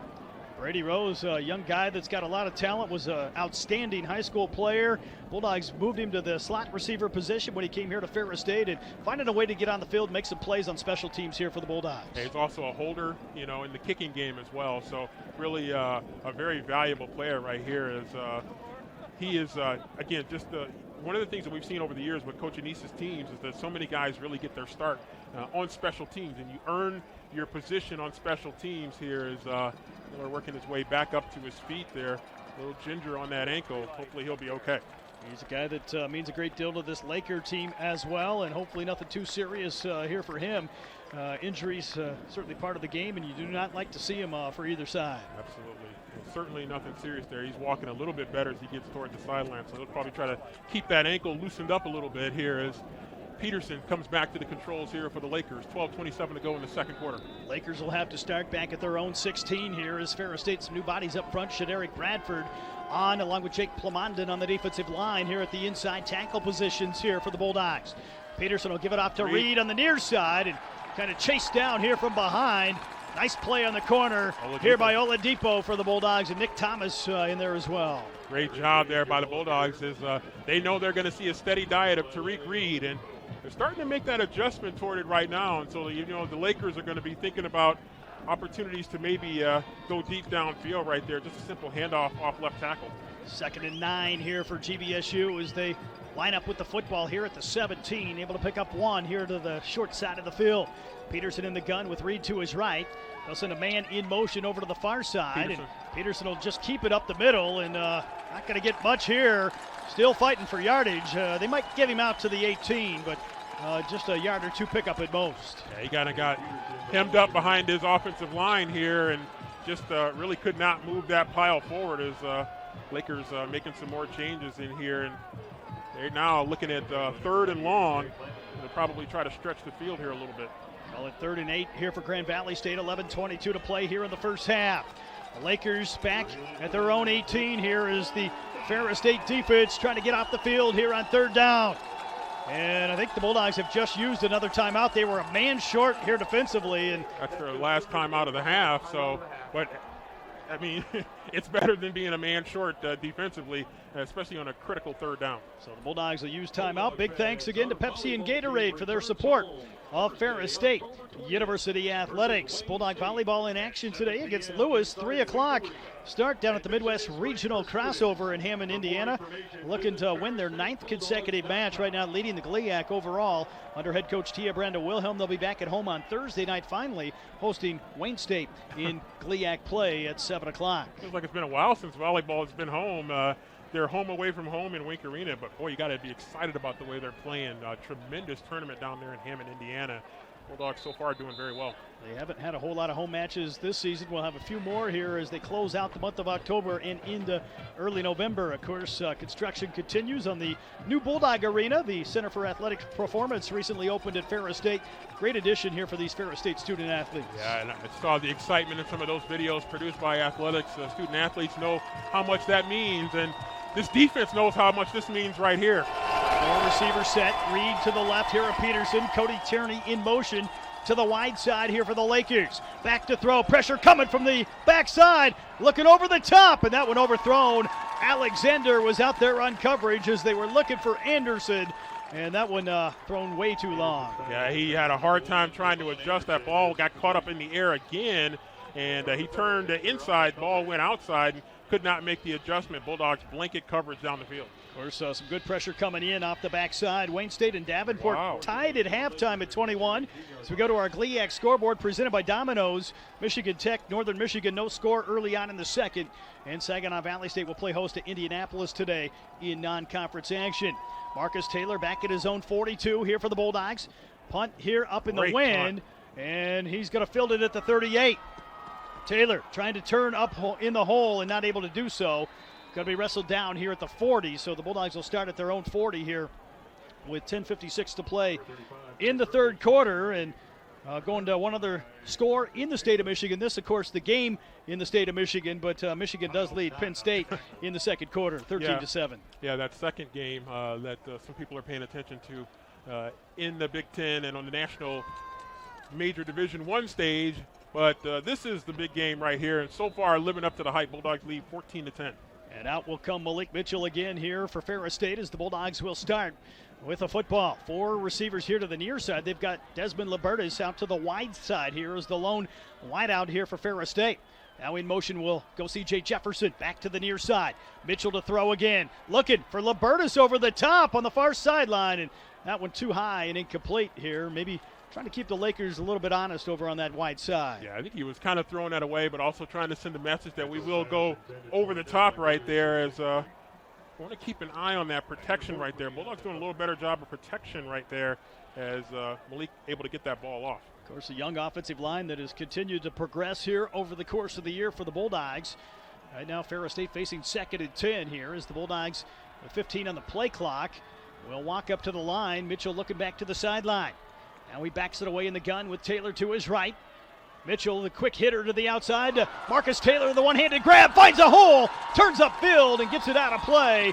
First down here in Laker territory at the Grand Valley State 45. Yeah, great job getting the ball in the hands of the magical Marcus Taylor right there. As Malik right there looking at him, sees the pressure, able to throw around that pressure coming off the edge and get it into the hands of Marcus.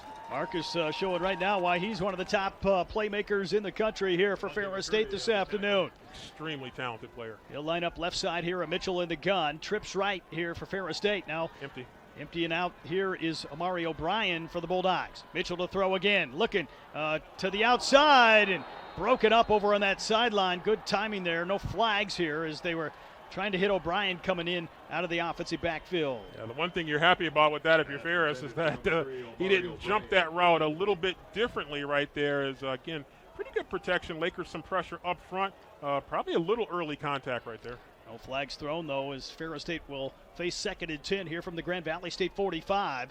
So the Bulldogs will come back out with Marcus Taylor here in the slot. Part of a trips package on the left side. They've got 4 receivers out to that wide side. Now Taylor shifts back into the offensive backfield, left side of Mitchell.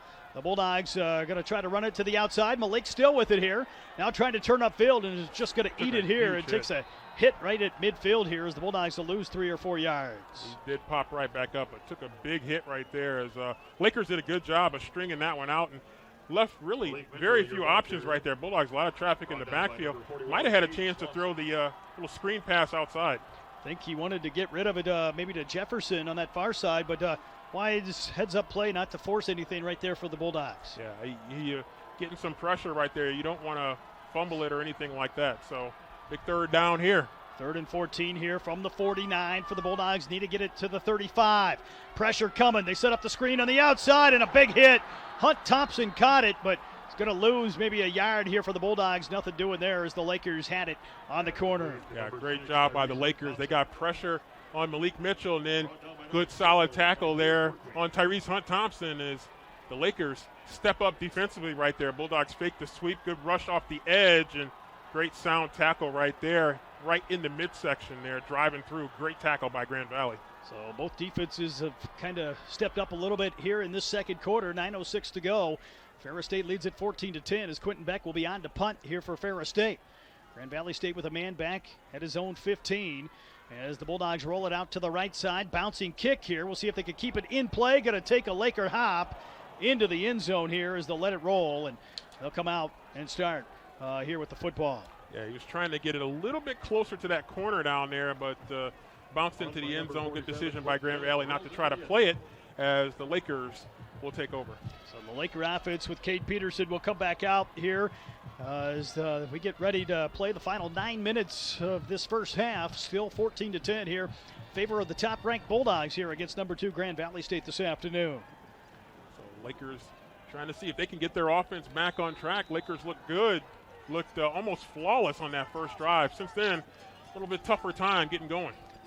Reed to the right side here of Peterson in the gun. Tight set for Grand Valley. They'll give it off to Reed on the right side. Able to turn the corner and avoids a couple tackles here and picks up 4 or 5 yards here as he gets it out to maybe the 26 or 27 yard line. Yeah, Bulldogs almost got him almost in the backfield right about at the line of scrimmage, but give Reed credit, kept trucking forward, and boy, he got a great spot right there. He's going to end up getting about 7 yards on that play.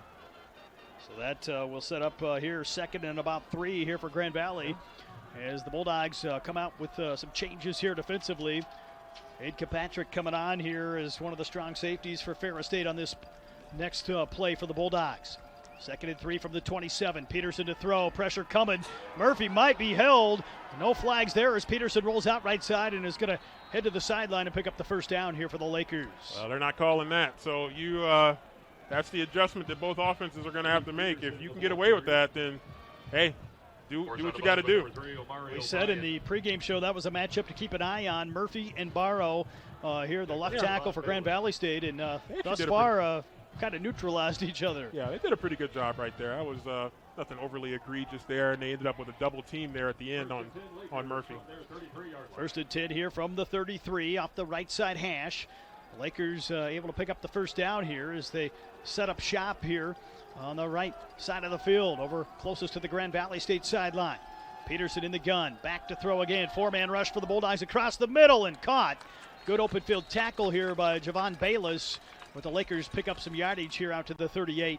Pickup of about 5 here on first down. Yeah, Bayless keeping them in front right there, but good job there by Grand Valley, moving the down marker a little bit to get them in a little better position here. Second and 5 here now for GVSU. For ticket scores, merchandise, video, and more, be sure to log on to FerrisStateBulldogs.com. Rob Bentley and Sandy Golston with you here before a sellout crowd at Top Tiger Field this afternoon. Second and 5 here for the Lakers. 2 receivers set here as they come out with another one out of the backfield. Peterson looking to throw. Flush from the pocket again. On the move and runs into a host of red jerseys as he'll lose some yardage all the way back to the 30-yard line. Yeah, Major Dedman came in. Great move coming inside on the initial pressure right there. Actually, it was almost unblocked. Great move on the big offensive tackle right there. And once Peterson right there, just trying to hang on to the football after that. Murphy was coming in from the outside. Jordan Jones from the middle kind of plugged it up. And it's 3rd and long, 3rd and 13 here for GVSU. If you're Grand Valley right now, you want to be aggressive, but you don't want to make a mistake right now. 6:15 to play here in the first half. Des Lance will check on the defensive line here for the Bulldogs. Trips left, 4 receivers set. Peterson to throw again. Late inside rush, able to avoid the sack. Rolls out near side, looking deep downfield here to the sideline. And going to be hauled in here is underneath receiver. Going to make the grab here for Grand Valley State as the Bulldogs thought they had him maybe beyond the line of scrimmage, but Darrell Johnson makes a huge catch into Bulldog territory. Yeah, it gets in that tough territory when you have a quarterback that you know can run the football, and you want to, you know, he can still pass the ball. He gets close to that line of scrimmage, and he did a good job finding his man right there. As good touch on that football. 5:40 to play here in the first half. The Lakers in Bulldog territory at the Ferris State 35. Driving from south to north here at Top Tiger Field. Peterson in the gun, twins to the right side here. Heavy package to the right as well for Reed, who will get the fake here. They set up the outside screen and not able to hold on was Tillman on the outside. They had it set up nicely with a chance to make a one-on-one move, but he could not hold on. Yeah, we're going with the wide receiver screen right there, trying to get the ball to Tillman, but had one of his guys get right in front of them right there, and I think he just took his eye off the ball. Knott was going to throw a block there up front, and he just took his eye off the football right through his hands.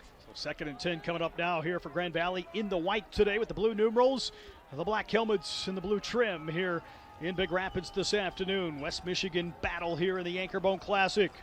They split out the Bulldogs here in the 3 receiver set.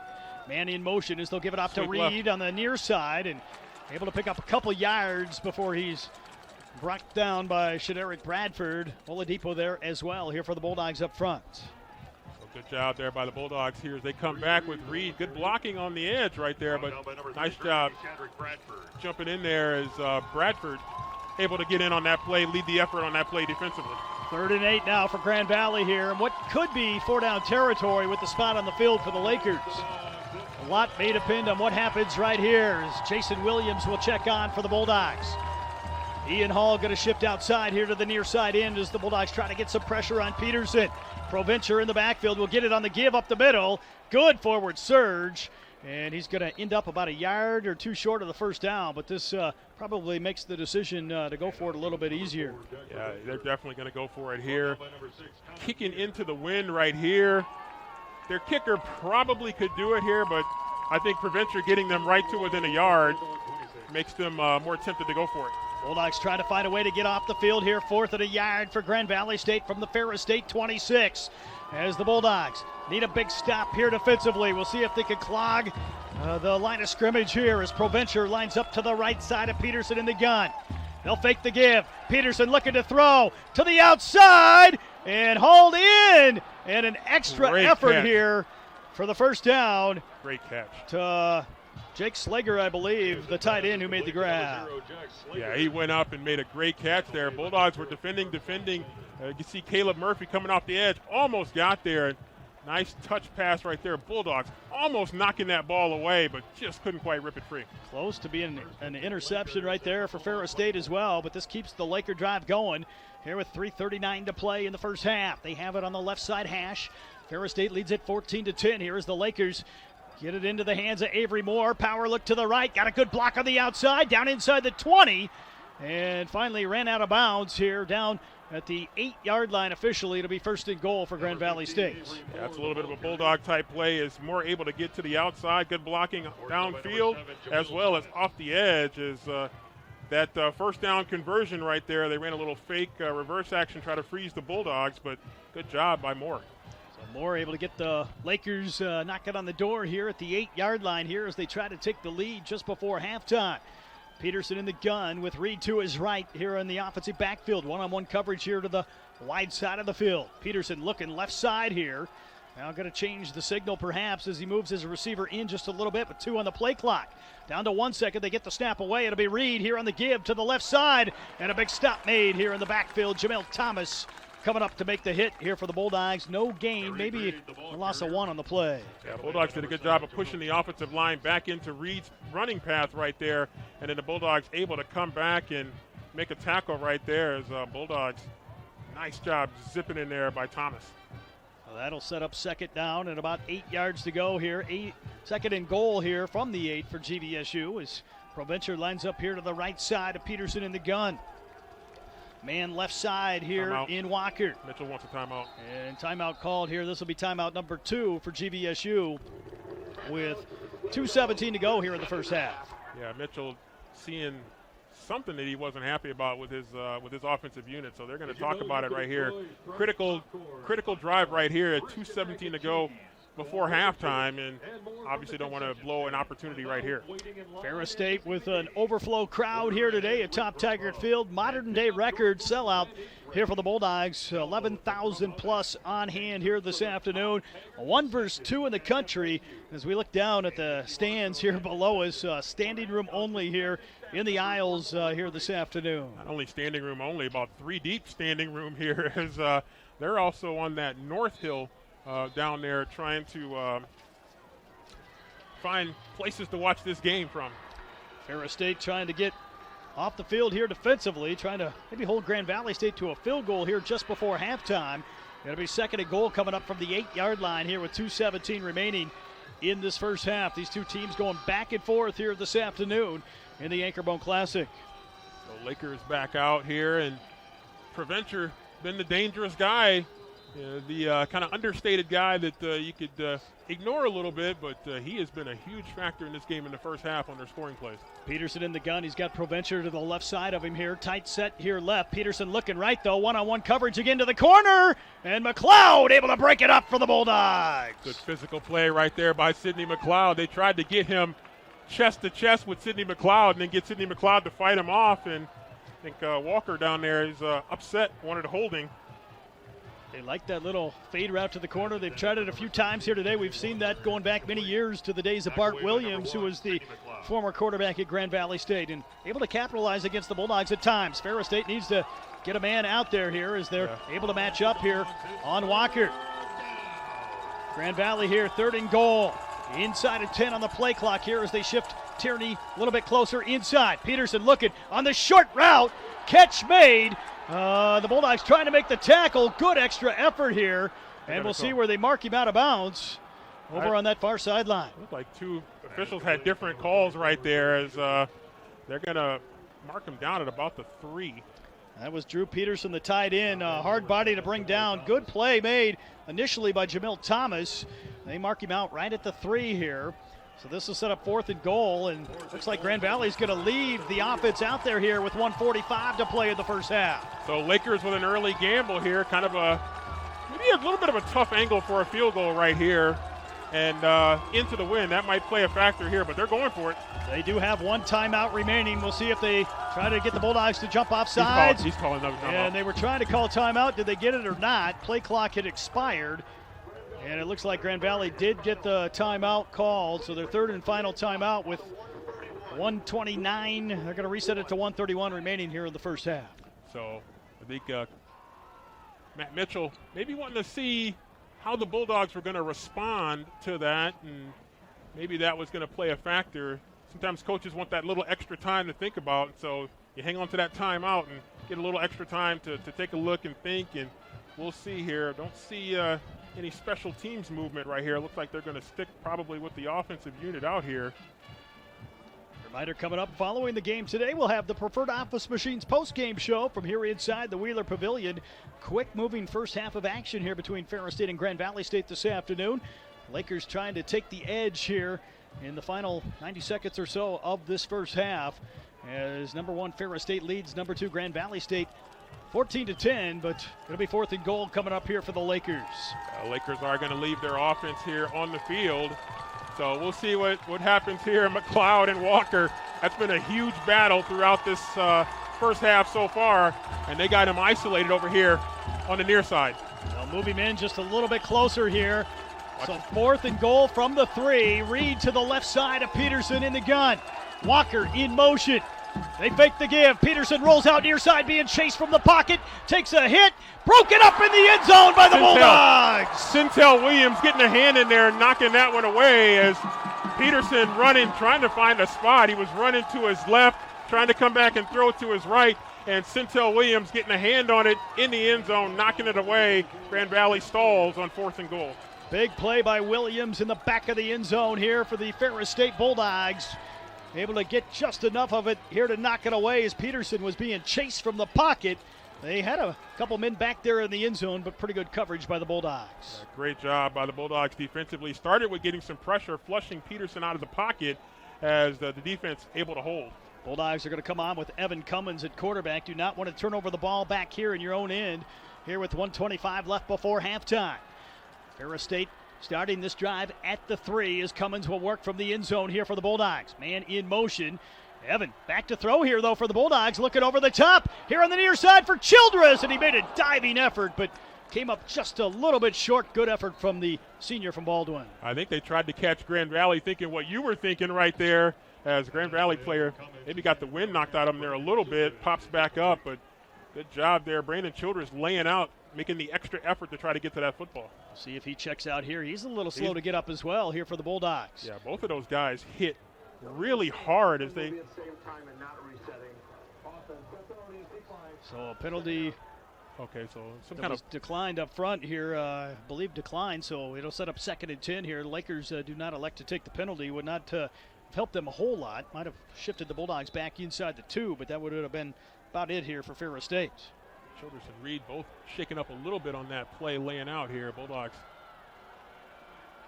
It'll be Cummins this time on the keeper and dives forward just enough to get back here out of the end zone. So it'll be 3rd and long, and the Bulldogs with 1:13 to go before halftime. Neither team has any timeouts.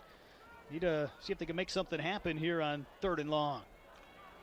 Right now, they're going to let as much time go off as possible. They can get this well under. Get this almost down to about 40 seconds before they have to snap it. So if you keep this on the ground again, you're going to not leave Grand Valley very much time. Ferris State leads it 14-10 here, back at its own end here in the Anchorbone Classic, though, here late in the first half. Down inside of 10 on the play clock for Cummins as he works out of the end zone here once more for Ferris State. Call it 3rd and 10. It'll be Evan on the keeper here. Back to the near side, off right tackle here. Forward progress should be out near the 5-yard line here, and it will be for Ferris State. That's going to do it.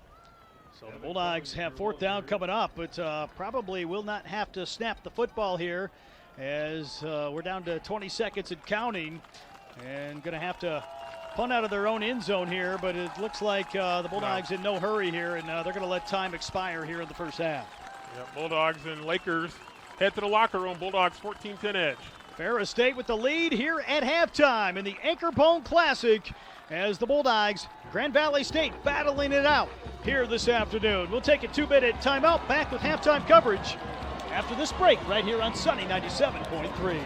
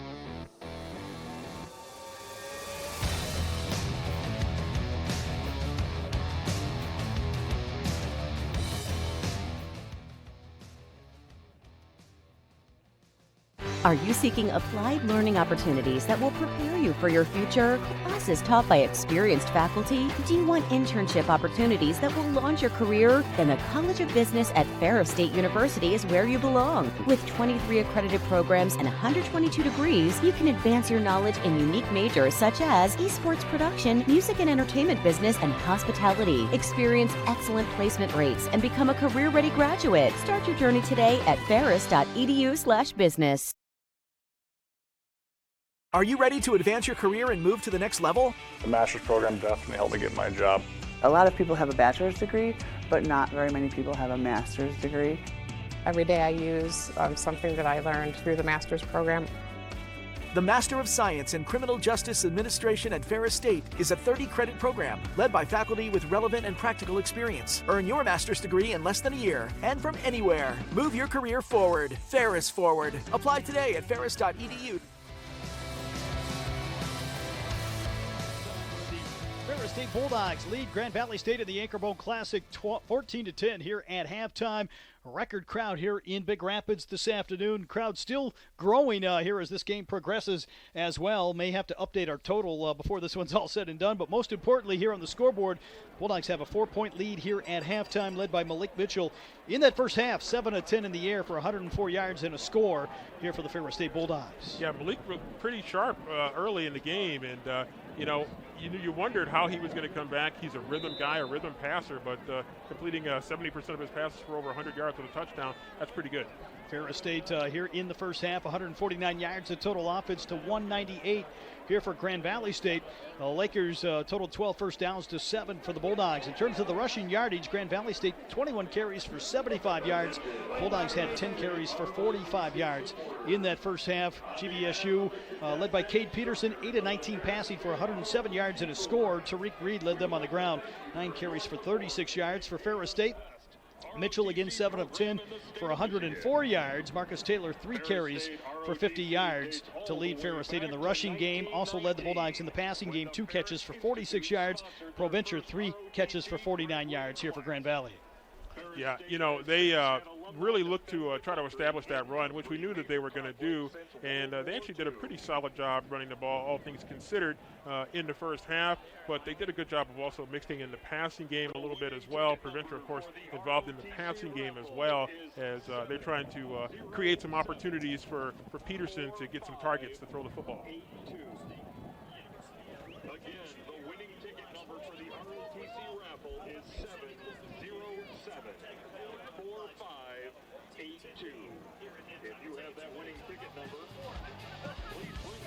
When's the last time you've been to Craigers?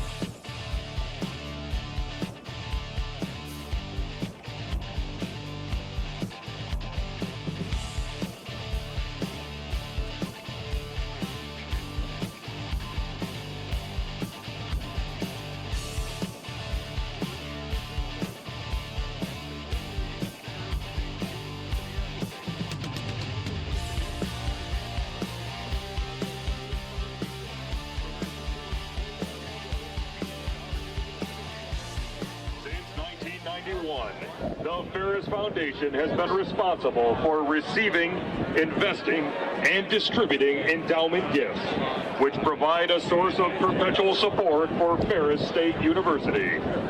The foundation also serves as the university's philanthropic organization, receiving and acknowledging all gifts to the university, including annual gifts that meet present needs.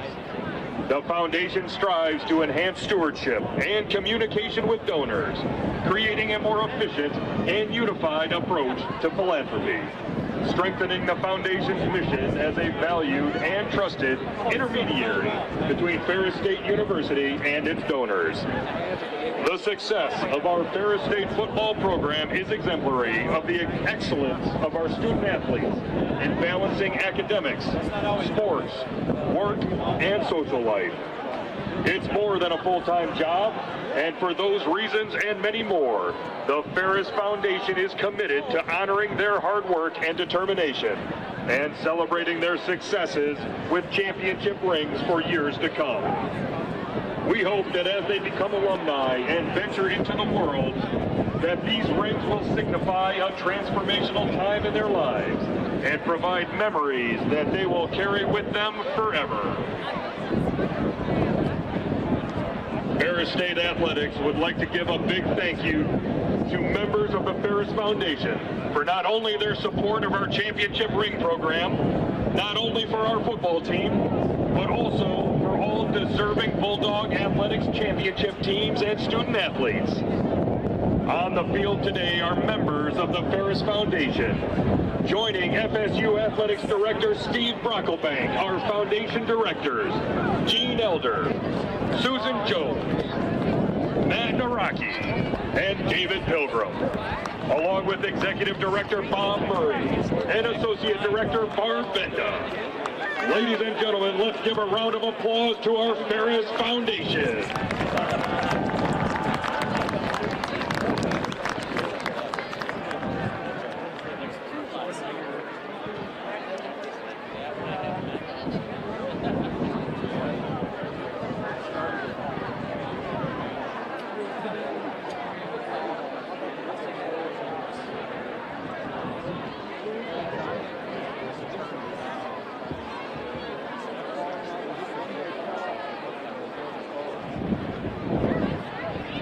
Ladies and gentlemen, today, Ferris State University and Bulldog Athletics would like to highlight and honor two campus departments within the College of Business for their service and support to the university.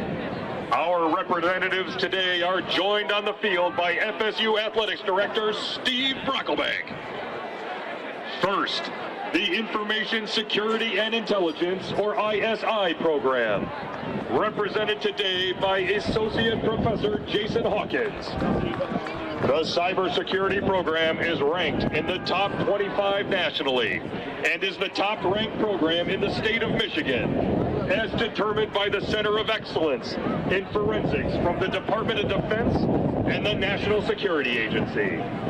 Presently, courses are offered leading to degrees in digital forensics, ethical hacking, data analytics, artificial intelligence, and project management. The department also has two student organizations, including the Women in Cybersecurity and the ISIA group.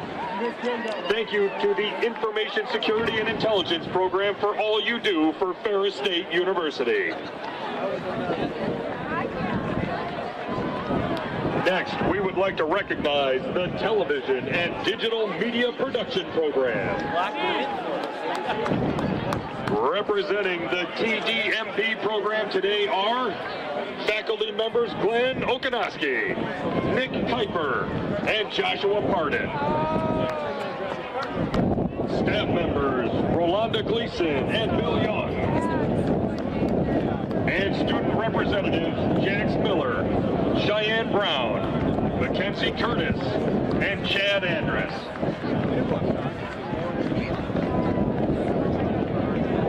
Also unable to join us on the field today, but in attendance leading the department's student production in the trailer is faculty member Andrew Tingley, along with students filling all the television production positions.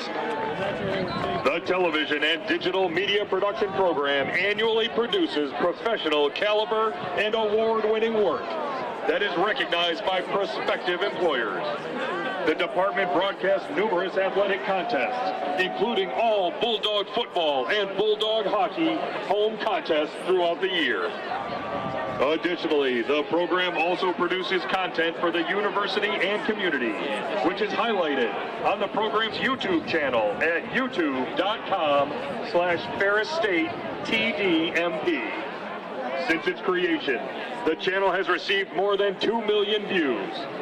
The TDMP program also regularly produces weekly content that is aired locally via cable and other avenues, including the weekly Ferris Sports Update television show that airs on Thursday evenings on Fox 32 across northern Michigan at 10:30 p.m. Students in the television and digital media production program are dedicated to success and graduates annually, move on to work in many roles across the television and digital media industry with a highly attractive job placement rate. On behalf of Bulldog Athletics, thank you to the television and digital media production program for your efforts highlighting our student athletes, programs, and teams. Let's give a big round of applause and thank you, both the Information Security and Intelligence Program, along with the Television and Digital Media Production Program, for their outstanding service and commitment to Ferris State University.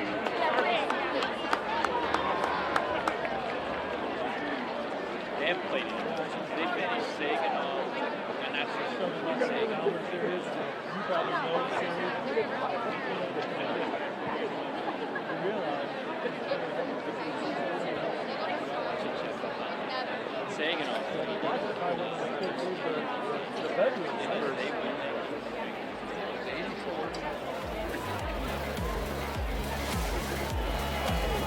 One more time, the winning ticket number for the ROTC raffle is 7.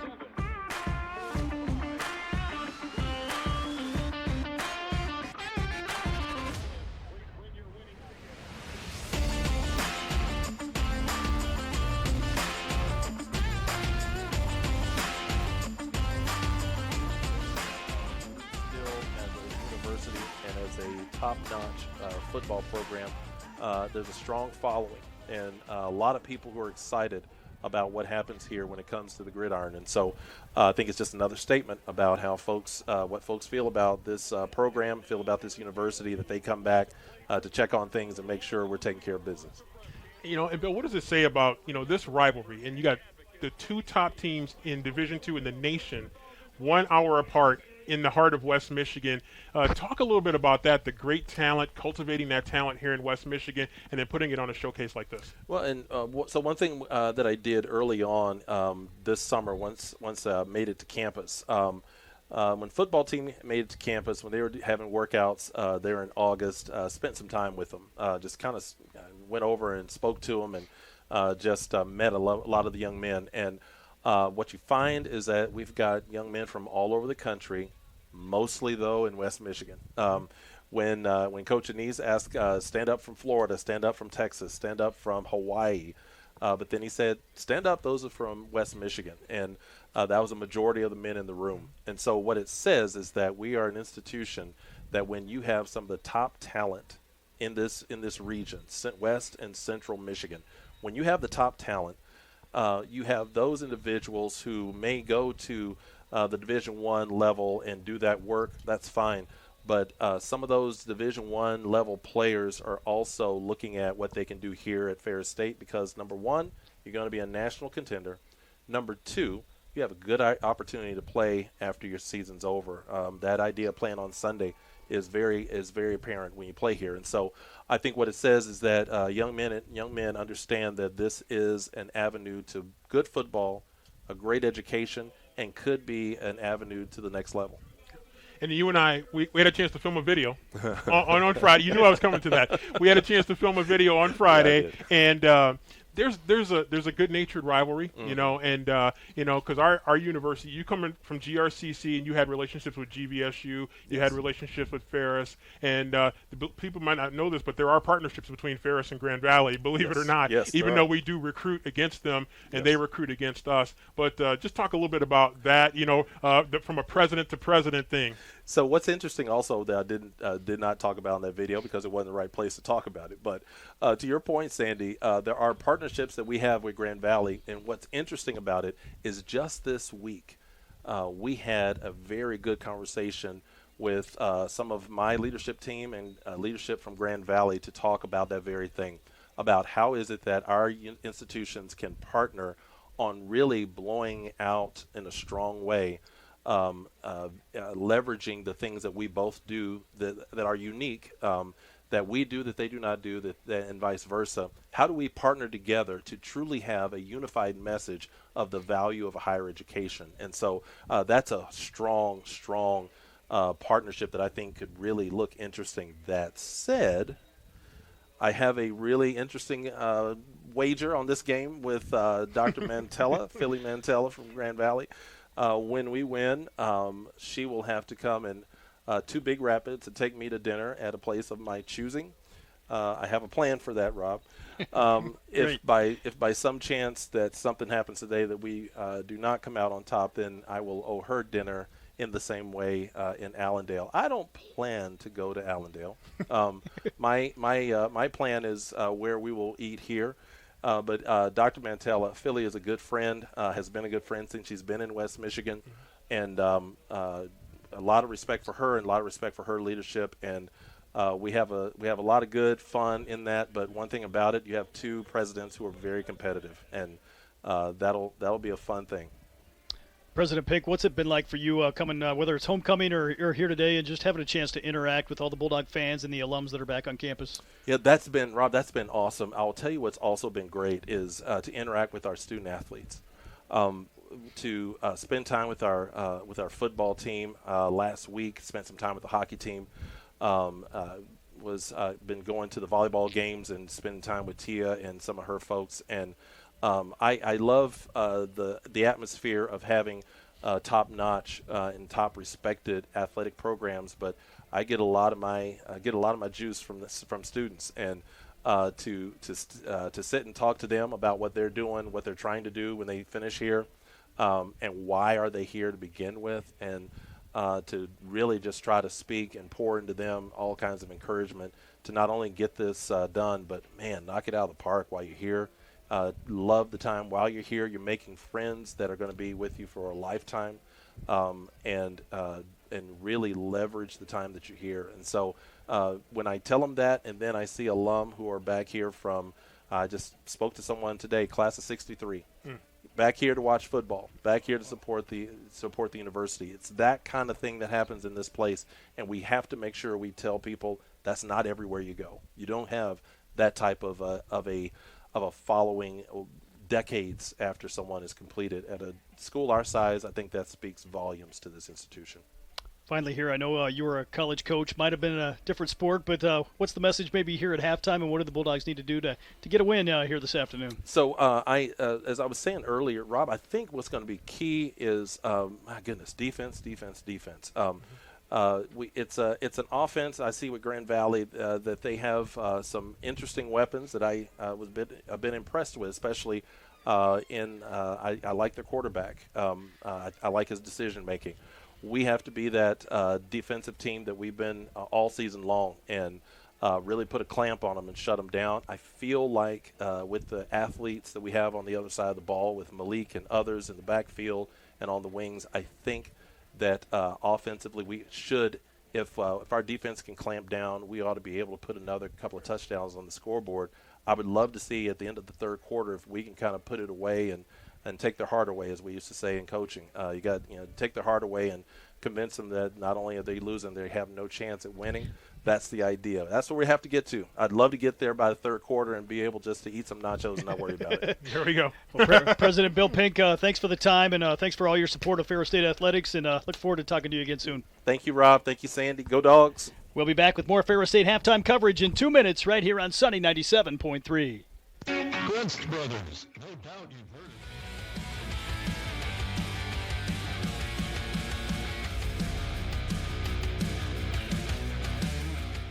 The television and digital media production program at Ferris State University is the Create space for you.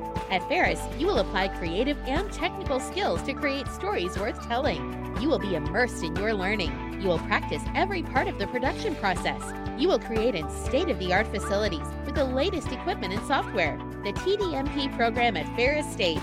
Learn to make storytelling your career. Find out more at ferris.edu/TDMP. It's not easy being an athlete. At Ferris, we do things others will not. We push boundaries. We get up when we fall, again and again. We put in long hours. We don't quit. We do what it takes. That is why we are champions.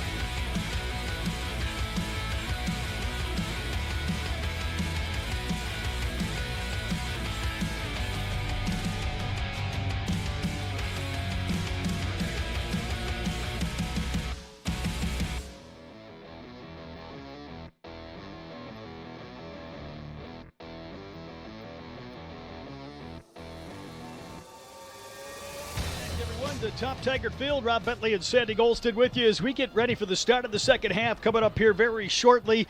Just heard from the president of Ferris State University, Dr. Bill Pink, as the Bulldogs get ready to return to the field with a 14-10 lead here at halftime. And Sandy, we got the president's keys here for the Bulldogs, your keys here for the second half for Ferris State. Yeah, I think, there's a lot of truth in what he said, of course. I think one of the big things that the Bulldogs are going to need to do is, continue to get pressure defensively up front, but to really get pressure while also being mindful of the running game. Because Grand Valley certainly does a lot of things that Ferris likes to do as the Bulldogs make their way onto the field.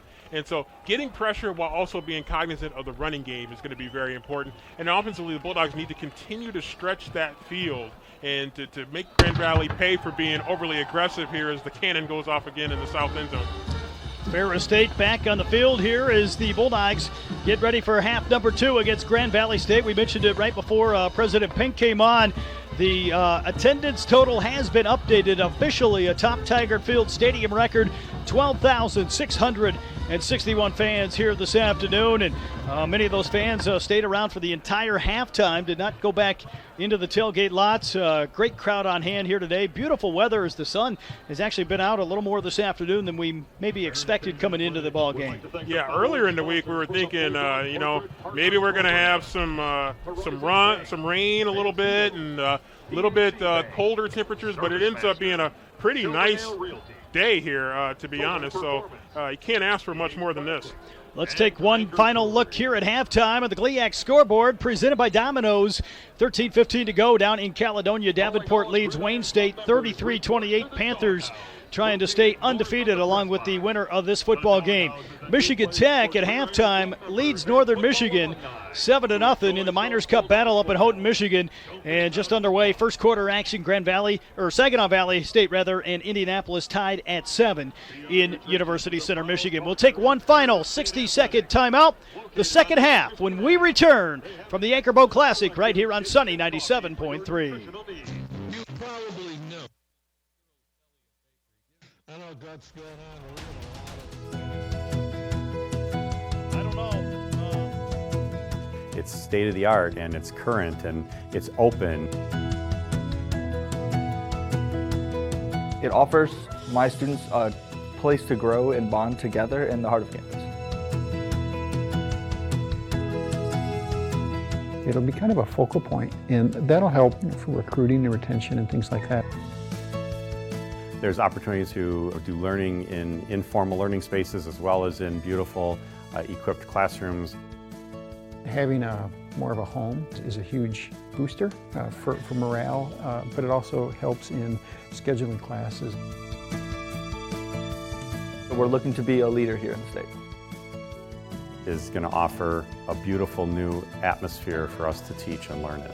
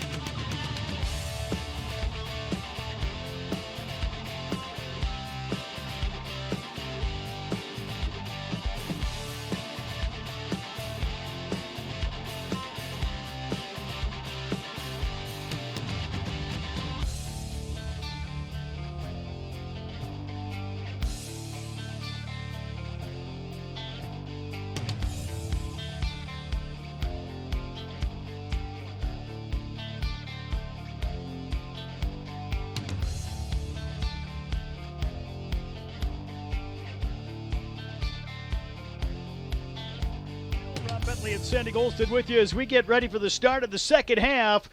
And the Bulldogs will receive here to start half number 2 in the Anchor Bone Classic. C.J. Jefferson and Deion Small back deep here as the Bulldogs will receive here from the south end of the stadium. Grand Valley State trailing 14-10 as they won the toss early. Ferris State won the toss to defer. Grand Valley got the football first, so the Bulldogs will get it first to start the second half. And the Bulldogs will also get the wind to start the fourth quarter. We'll see if that's a factor here. So the kick in the air here, going to be fielded by Deion Small back at the 3-yard line here for the Bulldogs.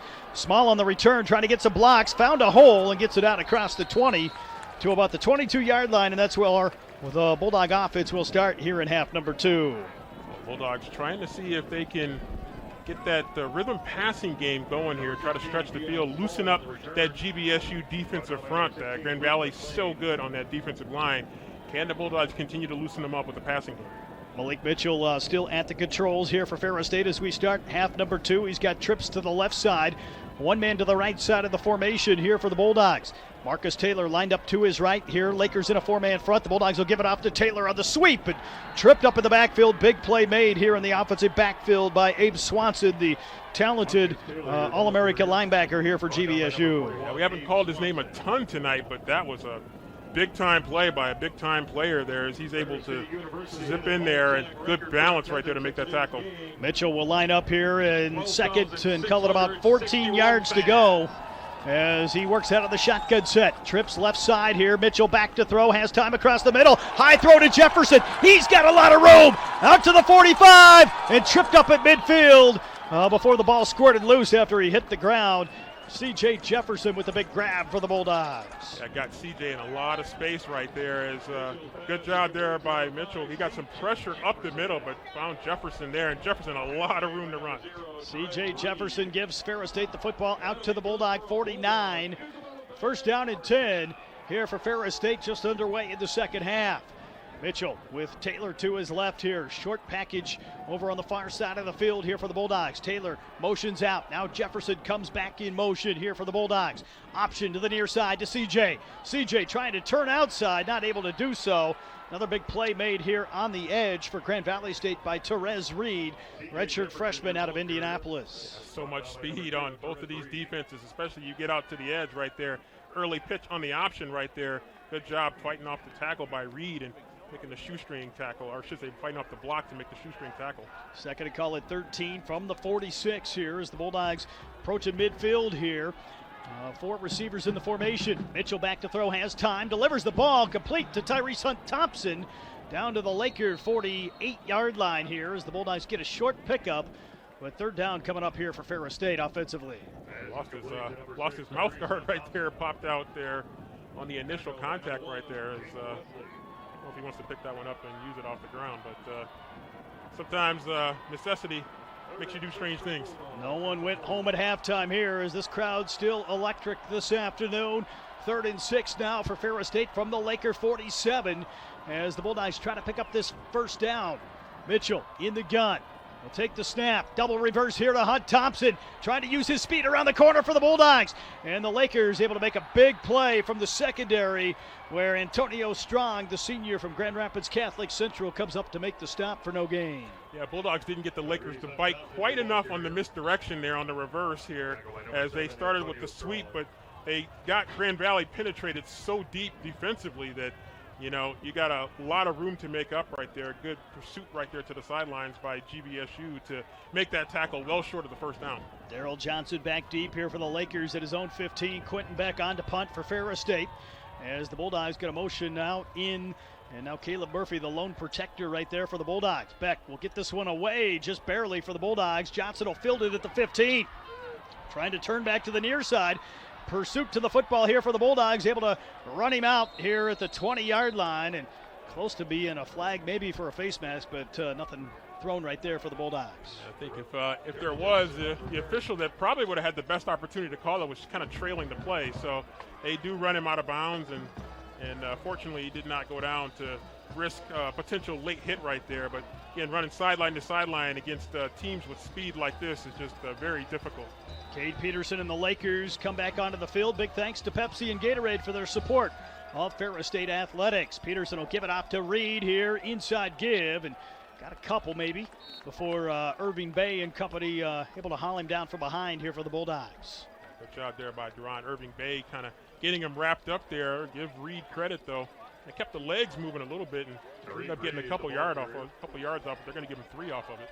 Call it 2nd and 7 here as the Lakers will line up with the football right in the center of the field. A receiver off to both sides here for Grand Valley State as Peterson surveys the Ferris State front 4.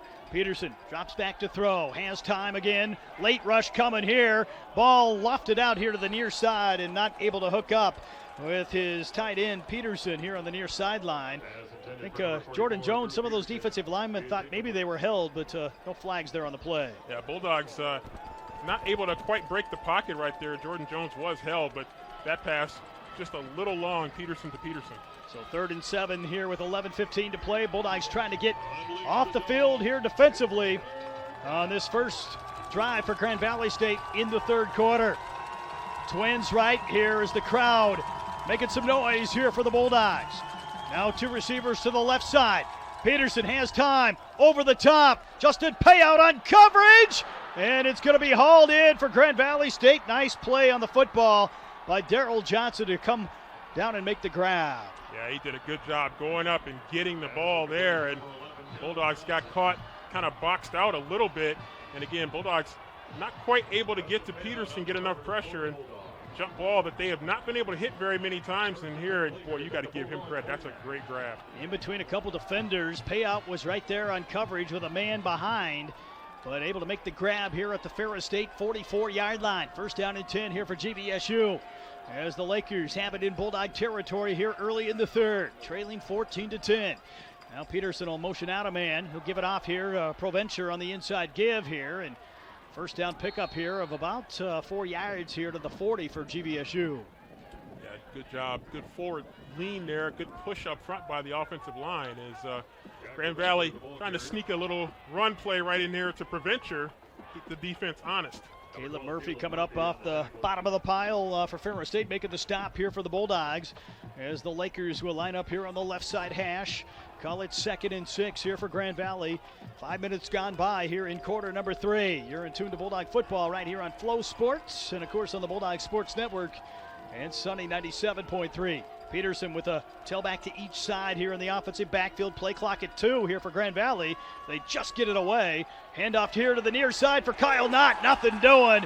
He's tackled in the backfield. Jovan Bayless going to finish him off for the Bulldogs. Grand Valley, one of their offensive linemen went down, and he is slow to get up, and that's Garrett Carroll, the big right guard. And that is not something that Grand Valley wants to see. So injury here for the Lakers. They've had a couple sustained here today. We haven't seen Jacob Miller return with 9:40 to play in the third. Now one of those offensive linemen down, and this will give maybe Ferris State a chance here defensively to kind of catch its breath a little bit here with the Lakers facing 3rd down and 10 here on this next play.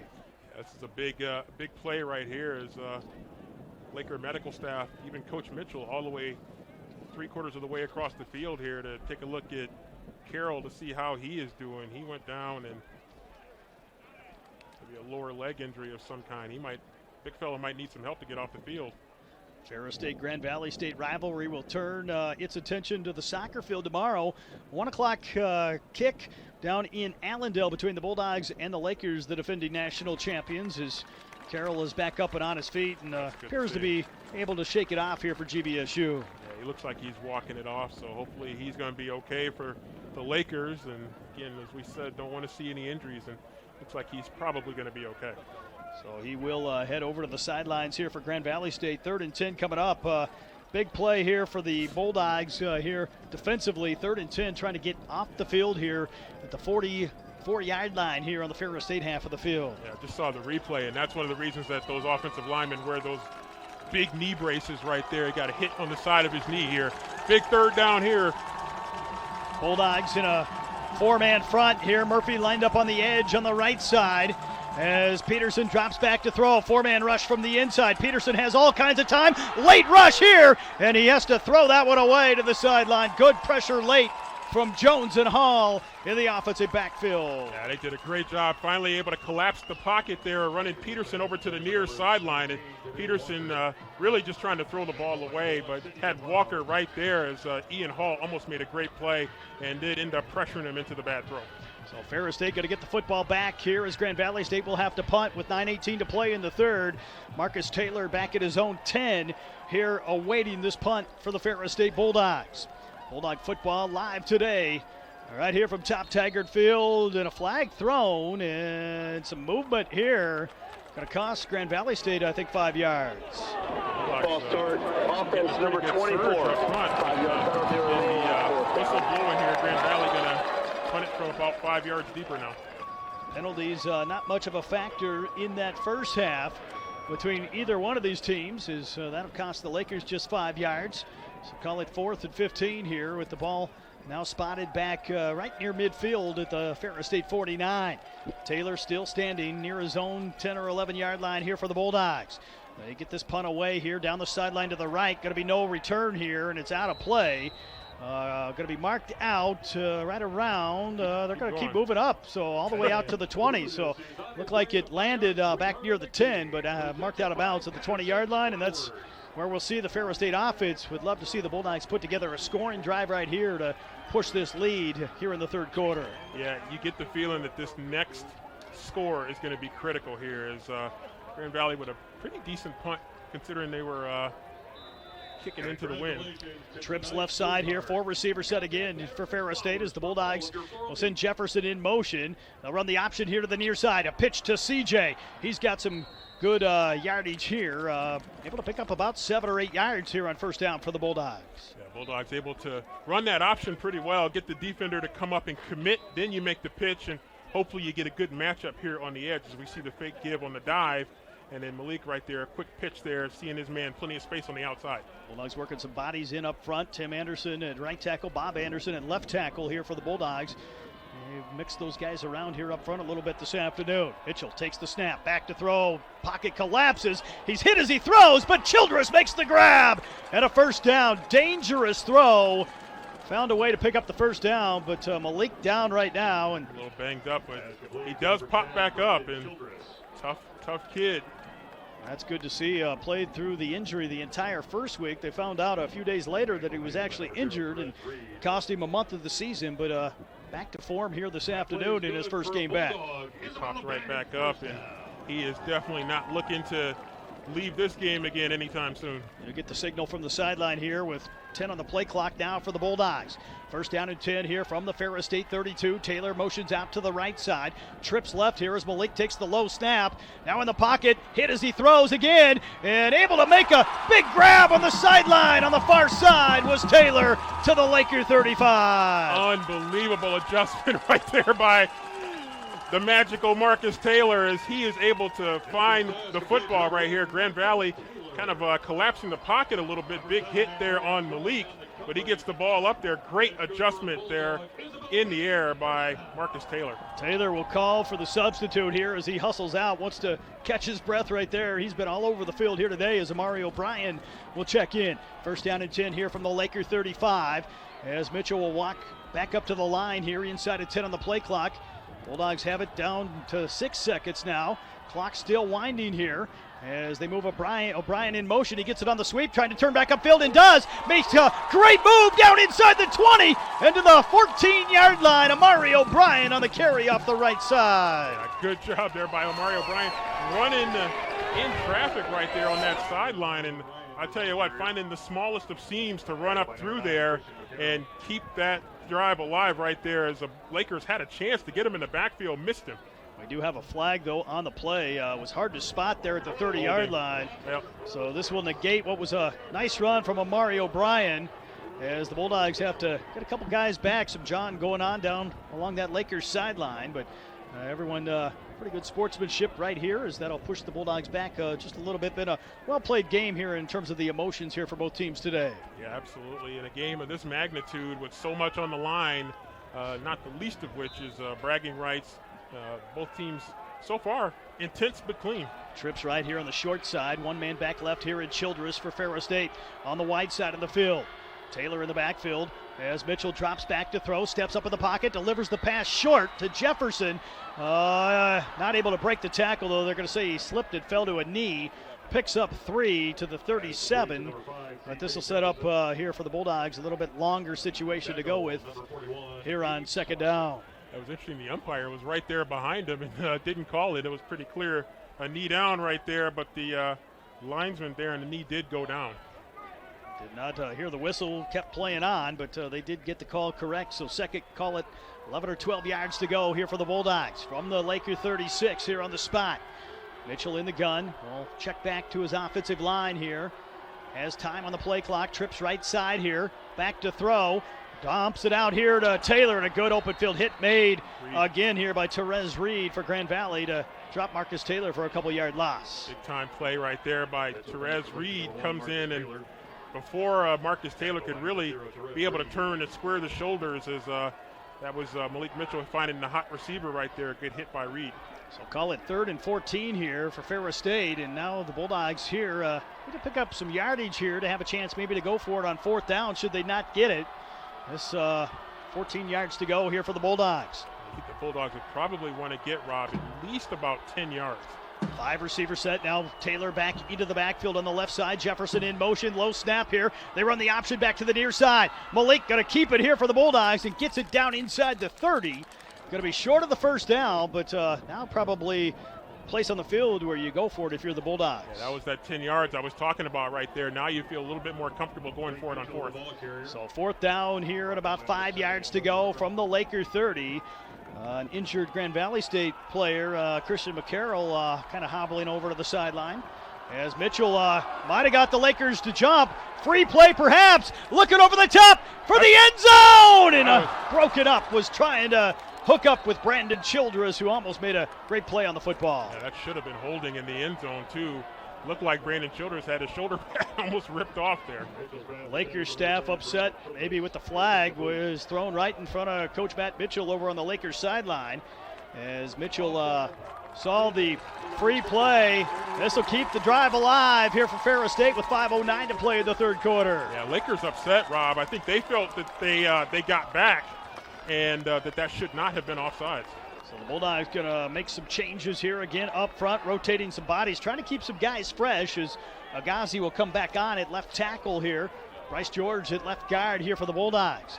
Sealer and Tim Anderson manning the right side as Brendan Bankston will shift from guard to center here on this next play for Ferris State. 1st and 10 from the Laker 25 for the Bulldogs. 14-10 lead here late in this third quarter. Yeah, this has been a long drive, a time-consuming drive here for the Bulldogs, but they do not want to leave empty-handed. Ferris State with James Kobe on here offensively in the backfield. Play clock at 7. They've got to speed it up or use a timeout. Down to 3 here as they'll send a man in motion in Taylor. They get the snap. Malik to throw. No chance here as he's buried under. The Lakers came with the blitz inside, and Bulldogs not able to pick it up. Yeah, just not able to pick it up. And just not enough time for him to really square the shoulders to look downfield. And great rush right here by Grand Valley here as they basically brought the house. So Ferris State here, fortunately Malik's done a good job of not forcing anything here this afternoon for the Bulldogs. This though a loss here of about 10 yards here. It'll set up 2nd and 20 from the 35-yard line. Mitchell with James Kobe to his right here offensively. Hunt Thompson will move in motion. And they're going to fake the give. They set it up to the outside to Hunt Thompson, trying to turn upfield on the sideline, breaks the first tackle and finally out of bounds here as he gets that yardage back and then some. I think the Lakers wanted the illegal block on the outside, but not going to get it. They did, kind of a pick play that the Bulldogs ran, and you can get away with it. I mean, you gotta make it convincing here. You got to make it look like you're trying to make a play right there. They wanted the block in the back right there. Alberta's back on here as the Bulldogs go with the trips package here to the short side on the right edge. One man left side, some movement again. Malik free play. Thinking it is a free play to the outside, not able to hook up with Taylor, and I saw no flags. So the Bulldogs might have thrown that one away here as there were no flags. I think he thought he had a free play, but it was never called. I think he did. I think that's what Grand Valley wanted on that other play that they did not get, saying that they were able to get back. But a lot of changes here by both teams here as we come to 4th down. So 4th down coming up here for the Bulldogs. This will be a long field goal try here for Eddie Jewett off the right side hash here for the Bulldogs. Hold is going to be about the 29-yard line, so this will be about a 39-yard try here into the north end here of the stadium this afternoon. Brady Rose to hold here for the Bulldogs. Snap comes, hold down, kick is on the way. It's going to have the distance, but this one maybe to the right. It's no good here for the Bulldogs. They're going to be wide right there. Kind of got caught in the wind there a little bit and almost died as it got to the as we're starting to get to the goalpost there, and it ended up going wide right. So the Bulldogs move the football, but not able to pick up the first down here on 3rd down, and that forced the long field goal try, and now the Lakers will get the football back here with 3:51 to play in this third quarter. It's just tough kicking field goals at that end of the field here as just the way that wind is blowing. It's going to be tough. I was wondering if they were thinking about going for it on 4th, but kind of a moot point now. So Grand Valley State will line up here as they start with the football at their own 22. Peterson with Reed to his left will send a man back in motion here as they give it off here on the right side to Reed. And he's going to be thrown down here at about the 25, able to pick up about 3 yards here on the first down carry. It's going to get the ball just across the 25-yard line. They're going to mark it almost to the 26. Longtime West Michigan rivals meeting here in the Anchorbone Classic. Standing room only crowd here. School record 12,661 fans here, the official attendance this afternoon. Great crowd. Retention for this crowd has been pretty good too. As you said, not very many people have left. So Ferris State here trying to get a big stop here defensively. Call it 2nd down for Grand Valley. Peterson to throw across the middle and intercepted! Picked off by Sidney McLeod for the Bulldogs. Yeah, not a good read there by Peterson. He tried to force it to Jade Walker, and Sidney McLeod, who's been on Walker the whole game, he has followed Walker around all the way across the field the whole game. Good protection, good pocket, but just forcing it right there to Jade Walker. The senior from Miramar, Florida, makes the biggest defensive play thus far here for the Bulldogs.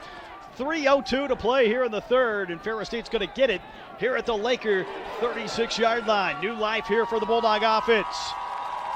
Twins right here with two back to the left here on the short side. Mitchell trying to get the Lakers to jump again with the hard count. Close to making it happen there. Has 10 on the play clock here as he walks back to the line.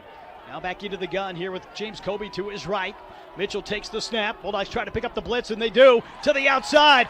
Oh, nice move by Jefferson. Inside initially, and finally wrestled down here at the 30. Able to pick up here about 7 yards here on the first down throw. Jefferson caught that ball, tried to square up, see if he could get some yards after the catch here. But good job there by Malik getting the ball out there quick, hitting his receiver right in stride. So the Bulldogs facing now second and call it about 4 yards to go. 3.5, 4 yards here for the Ferris State offense. Kobe to the left of Mitchell in the gun. Lakers not going to come with some pressure here. Hit as he throws, and that one just a little bit long here past Brandon Childress. Malik a little slow to get up again, but appears to be okay here for the Bulldogs. I think that one he was a little bit more frustrated right there because he knew he had Brandon Childress open, and the pressure coming up front from Grand Valley made him just rush that ball a little bit. He has taken some shots back there here at the controls for Ferris State this afternoon, but has got back up each and every time here for the Bulldogs. Huge third down here. 4 receiver set here as both teams looking back to the sideline. Bulldogs now trying to speed it up perhaps. Down to 10 on the play clock here for Malik Mitchell. Mitchell takes the snap, back to throw again across the middle, able to hook up with Hunt Thompson, who breaks a tackle and gets it down inside the 20. First down for the Bulldogs. Yeah, good find right there, getting the ball in the hands of Tyrese Hunt Thompson as the Bulldogs move the chains again.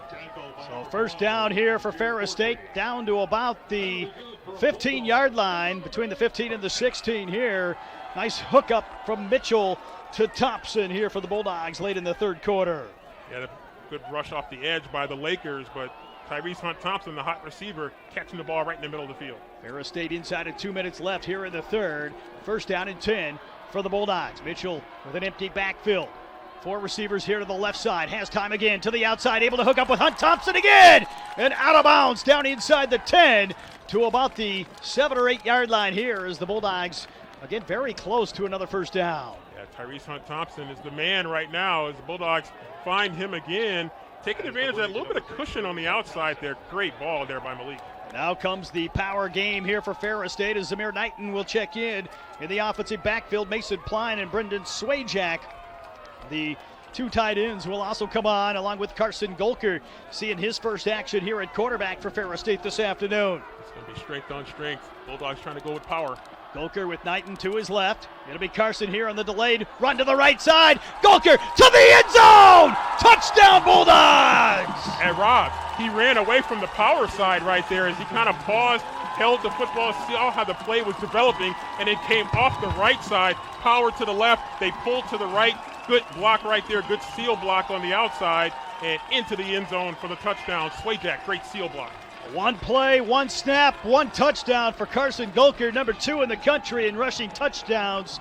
He adds to his total to give the Bulldogs a 20-10 lead here late in this third quarter. Eddie Jewett on for the point after here for Ferris State. It's on the way. Point after is up and good. Make it 21-10. A huge score set up by the interception from Sidney McLeod here to give the Bulldogs the football in Laker territory. Yeah, costly turnover there by the Lakers as Kate Peterson, only one real bad decision that he made, but it was a costly one as he threw the pick right there to Sidney McLeod, and the Bulldogs able to turn it into 7 points. Ferris State right now with the advantage here as we approach the end of the third.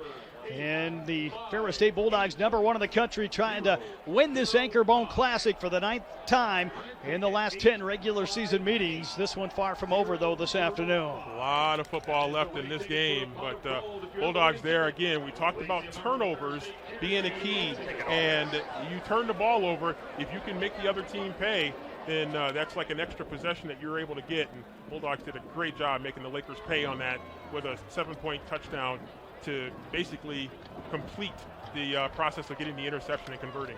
Big thanks go out to Remax, along with 3 Girls Bakery, Northwest Chiropractic, PNC Bank, and the Sawmill Saloon.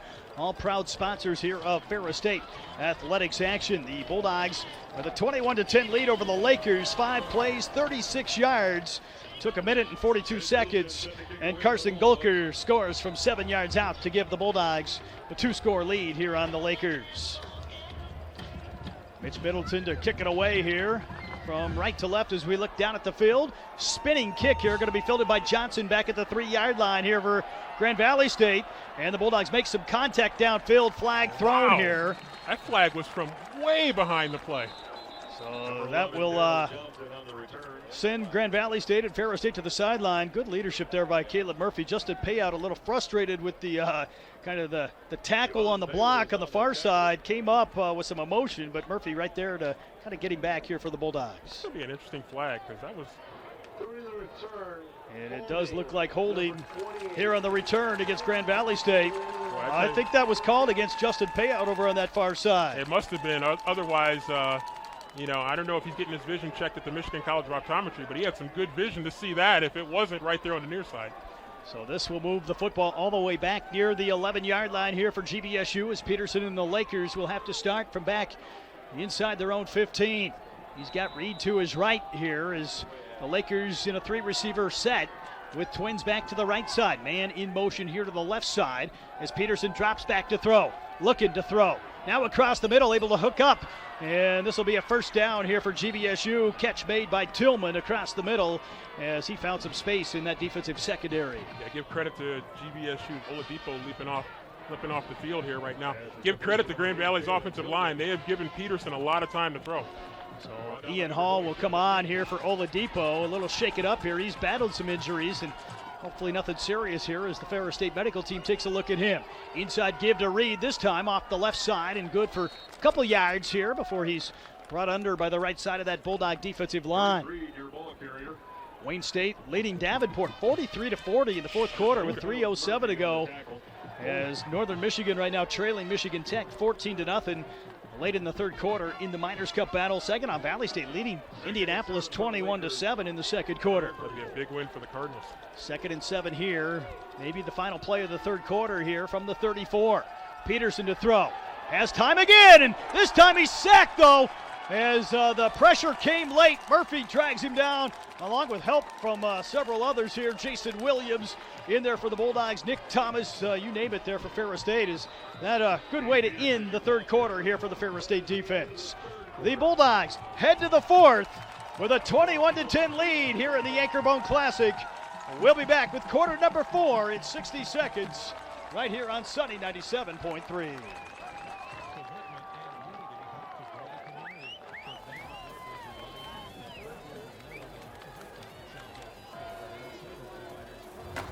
Somebody once said life moves pretty fast, and that's exactly how we like it. Want to build something? Great. Start businesses, build bridges, raise a whole city. Future in fighting crime? Want to save lives? Do it all here. But you've got to go forward fast. Because today is now, and tomorrow is soon. And to get ahead of the game, you got to get ahead of your time. This is your future, so take it and move all of us forward.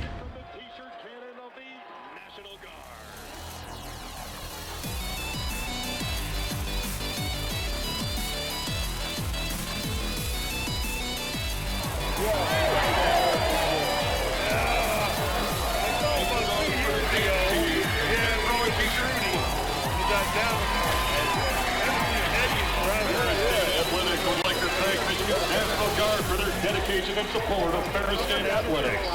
Visit them at Bishop Hall on campus to find more specifics about your opportunities in the Michigan Army National Guard. Go Dogs! We're here in the Anchorbone Classic at Top Taggart Field. Rob Bentley and Sandy Golston with you. 21-10, the Bulldogs lead Grand Valley here on a big 3rd and 13 for the Lakers. Peterson to throw, pressure coming again to the outside and broken up by Alexander. Just hung up in the air on Peterson, Rob. He's just not getting enough zip on that ball to really, with the speed that the Bulldogs have at defensive back, that ball cannot hang up in the air like that. So Ferris State going to get the football back again here to start the fourth. 277 yards of total offense for the Bulldogs through 3 quarters. 255 here for Grand Valley State as the Bulldogs await the punt here coming from GVSU. Marcus Taylor back at his own 32 here for the Bulldogs. And the punt here in the air. The Bulldogs almost got to him. A good kick, though, here. Taylor backpedaling here to the 28. And I think he called for the fair catch here for the Bulldogs. He did indeed call for the fair catch. And Bulldogs going to play it safe right there, as that ball had great hang time there. And wasn't going to be very difficult to really get a significant return. Tremendous hang time there. Great punting game so far for the Lakers. Help kind of minimize Bulldog field position advantages. Ferris State pushed the lead to 21-10 on its last drive. A Carson Golker 7-yard touchdown run on his first snap. Mitchell back on, though, at quarterback here for the Bulldogs. Some early movement, but the Lakers did not jump off sides. Play clock at 15 still here for the Bulldogs. The last drive set up by a Sidney McLeod interception defensively. Inside of 10 seconds left now as Malik will back into the gun here again for Ferris State. Man in motion here is Jefferson. They get the snap and a flag thrown. And maybe some movement here for the Bulldogs. Just a little bit of movement up front there as they ran that play clock almost all the way down. Stay tuned after the game for the Preferred Office Machines post-game show, as we'll hear from the head coach of the Ferris State Bulldogs, Tony Anise, and a couple Bulldog players, hopefully when it's all said and done, from here inside the Wheeler Pavilion. This one far from over, though, just underway in the start of the fourth quarter, 21-10. Now Ferris State facing 1st and 15. Ball back to the Bulldog 23. Mitchell awaits the snap here and goes with the hard count again. Now walks back to the line. Has time again here as he gets ready to back it away for the Bulldogs. 14:47 remaining. Clock is stopped here after the penalty. Out of the gun again here inside of 10. Taylor back in motion here to the short side.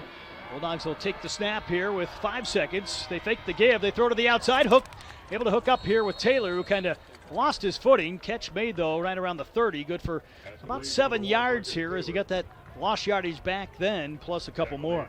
Yeah, they tried to get him the ball where he could maybe catch it real quick, turn, face up, but had to go down a little bit low to get the football and ended up getting that knee down right there as zip on that ball there by Malik.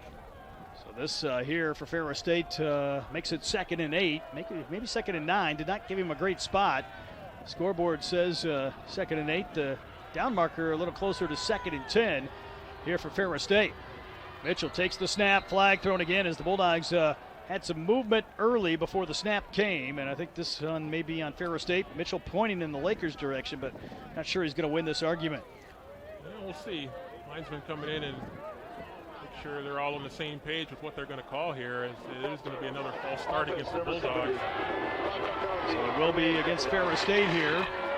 That'll shift the football back here with 14:05 to play as the Bulldogs working backwards here on this offensive drive. We'll see if they can get something going here as Mitchell will look back over to the sideline here for Ferris State. And the Bulldogs facing 2nd and 14 now as they try to come up with another big play here offensively. Been able to throw for over 200 yards here in this contest as Taylor will motion out, Jefferson in motion. Low snap, Malik picks it up here and not anywhere to go. Flag thrown here as he's sacked and all the way back near the 15-yard line. This is going to be interesting. Thrown where you would expect holding, but I'm guessing Grand Valley going to decline that. So we'll wait and see. It looks like holding called, and it will be declined. So that'll make it 3rd down here for Ferris State. So Bulldogs need to get all the way out to about the 38-yard line here to pick up the 1st down. Tough row to hoe here for the Bulldogs. So Hunt Thompson getting set here. Will move to the wide side here for the Bulldogs. Childress out wide as well. As the clock here at 20 seconds as they look back over to Coach Anise on the sideline. From the north end here at Top Taggart Field. Man left side here in Marcus Taylor next to Malik Mitchell. Down to 10 on the play clock here. Pressure coming from the outside here for Grand Valley. The Bulldogs run the speed option here. Left side Jefferson gets a block on the edge, but not able to get past the play of Abe Swanson out on the outside. Got to about the 21 or 22, but the Bulldogs are going to have to punt it away. Yep, they are going to have to give up the football as give the Lakers credit. They put some pressure on and made some plays in the backfield and also took advantage of some penalties. So that means Quentin Beck will come on here for the Bulldogs. Darrell Johnson here for Grand Valley back at his own 41-yard line as Beck will have to kick this one away here for Ferris State. Quentin Beck here as Nick Thomas will shift back inside here for the Bulldogs with 12:35 to go in the ball game. Good snap here. Beck just got it away for the Bulldogs. It's a bouncing, lining kick here. Picked up by Johnson at the 32. Ran into his own blocker. Nowhere to go. Going to be stopped here at about the 35 before the pile moves him all the way back near the 28-yard line. We got a flag deep in the backfield. So we'll wait and see what this is all about here. That could be roughing the kicker right there. It's all the way back here at about the 12-yard line. Must be running into the kicker. They're looking over to Coach Anise here, so probably would not have resulted in a first down, so the defense will stay out there. So the Bulldogs will decline that penalty here, so that'll give Grand Valley the football right at the Laker 35 here as the Bulldogs now going to pin the hopes of this victory perhaps on the defense with a 21-10 lead, 12:22 to play, in a unit that's been among the top couple units defensively in the country here all season long. They have indeed, and this is a big opportunity for them to step it up right here. Ferris State here will line up here in that four-man front here defensively. Twins here to the near side for Grand Valley, make it 3 to the near side. One man back to the right side of the formation here for the Lakers. As we wait the official to blow the whistle, put the ball marked for play. Grand Valley State here back at its own 35. Slater will move. Now that's Peterson to the right side.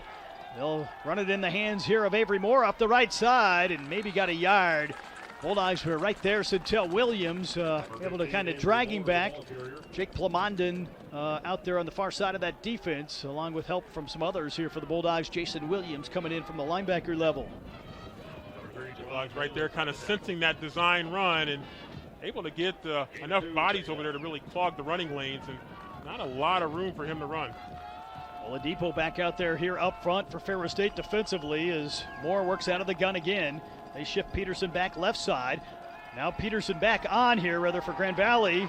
Cade Peterson, that is, able to hook up here to Kyle Knott, who gets it into Bulldog territory, forced out of bounds here at the Ferris State 48-yard line. Yeah, great grab there by Knott to come right across the middle going toward the sidelines. And again, good protection up front by the GB offensive line. Plenty of time for Peterson. So that gives Grand Valley State first down and 10 here at the Bulldog 48. Lakers could use a score here on this drive. Trailing 21-10 here in the Anchorbone Classic early fourth quarter action this afternoon. Twins left here as they send a man in Tierney back in motion here to the short side. Peterson in the gun. Give it off to Tierney on the sweep back to the near side. Chased from behind by Caleb Murphy. And good here for a pickup here of about 4 yards for GVSU. A good side-to-side pursuit there by the Bulldogs to try to run him down as he was coming toward the sideline. Looks like he might have been a little bit shaken up there at the end of that play. That was Kilpatrick coming up to the sideline here for Ferris State. Appears to be okay here for the Bulldogs. We'll wait and see as this sets up 2nd and 6 here for the Grand Valley State Lakers. Clock continuing to run here as Peterson works out of the shotgun set. Hand off to Provencher up the middle. Found a little bit of a hole here and very close to a first down to the Ferris State 38. They're going to call it a first down right there. It's right to about the 42. So move the chains here for GVSU. Here is the Lakers on the move here. Murphy going to get a break here as Oladipo will come back out there here on the defensive line for Ferris State. Now another change here as Kilpatrick right back on. Major Dedman going to head to the sideline here for the Bulldogs. Ferris State trying to hold on and get a win here at the Anchorbone Classic, as this will be first down and 10 here at the 38. Ferris State fans trying to get into it here down below us this afternoon. Man in motion back to the near side is Tillman. Peterson to throw, looking over the top, looking deep downfield. Sintel on coverage. No flags, incomplete as the receiver kind of slipped and fell. And no flags back there deep near the end zone. Grand Valley's upset, but that ball was thrown inside. Bulldogs actually had the inside position, so the receiver was trying to come back through the Bulldog player to try to get to the football. So this sets up 2nd and 10 here for the Lakers. Murphy back on here on the defensive line for the Bulldogs. 2nd and 10 from the Ferris State 38. Provencher lined up left side as they have kind of went away from Tariq Reed, at least right now. So they will line up here on the left side of the field. Peterson in the gun with a man back in motion. Provencher right side here. Hit as he tried to spin through, but now breaks it open to the outside, and Alexander has to force him out. Bulldogs had him held for maybe no gain, but he breaks it free down to the 14-yard line. Yeah, great job by Provencher breaking free, and he's going to get a break and going to get a fresh back in there for him. But Provencher made some huge plays in this game to help the Lakers. Bulldogs trying to come up with a big stop here. Would love to hold the Lakers to a field goal here with 9:38 to play. First down and 10, though, for Grand Valley at the 14-yard line. Clock continuing to run here. Both teams with all 3 timeouts remaining here as the Bulldogs going to come on. They may have to use one here as they try to get a guy off the field. They're going to let him change. Umpire's going to let him change. And it was a timeout taken, though, by Ferris State. So the Bulldogs did not want to risk it. Coach Anise takes the timeout here for Ferris State. I think Coach Anise's nephew, Tony Anise Jr., a little upset that the timeout was taken as they had the guy off the field. Yeah, I think they had the guy off the field, but maybe not the personnel that they wanted. So they had the right number of guys on the field, but they do take the timeout. Ferris State football live today. Big thank you goes out to the Bulldog Athletic Association, the team behind the team. Support the Bulldogs. You can log on to FerrisStateBulldogs.com to find out more. Big thanks as well to Cranker's Restaurant and Brewery of Big Rapids. Handcrafted beer and great food. Cranker's Restaurant and Brewery is a proud supporter of the Bulldogs. Ferris State hockey coverage coming your way. A little over 3 hours away from pregame coverage of Bulldog hockey. Harrison Watt will have the call starting at 6:30 tonight. Puck drop 7:07 p.m. between the Bulldogs and Canisius at the Aveglaven Ice Arena. Tickets still on sale. You can visit FerrisStateBulldogs.com/tickets. And hopefully a lot of these Bulldog fans head out to the Aveglaven Ice Arena tonight after a Bulldog victory to watch Ferris State hockey in action. Great deal for Bulldog fans as nobody's leaving right now as everybody wants to see how this one's going to play out. 9:22 remaining here. First down and 10 for the Lakers from the Ferris State 14. Provencher to the right side of Peterson. They'll give it off to Provencher up the middle. And the wall kind of collapses here after a couple yards down near the 11 or 12 yard line. This will set up second and about 7 here for Grand Valley State. Grand Valley right now, they know that they cannot come away empty-handed on this drive. Bulldogs in the red here defensively with the black pants this afternoon, the black numerals in the gold trim, taking on Grand Valley State in the all-white here on the road. Second and call it 8 from the 12 on the spot.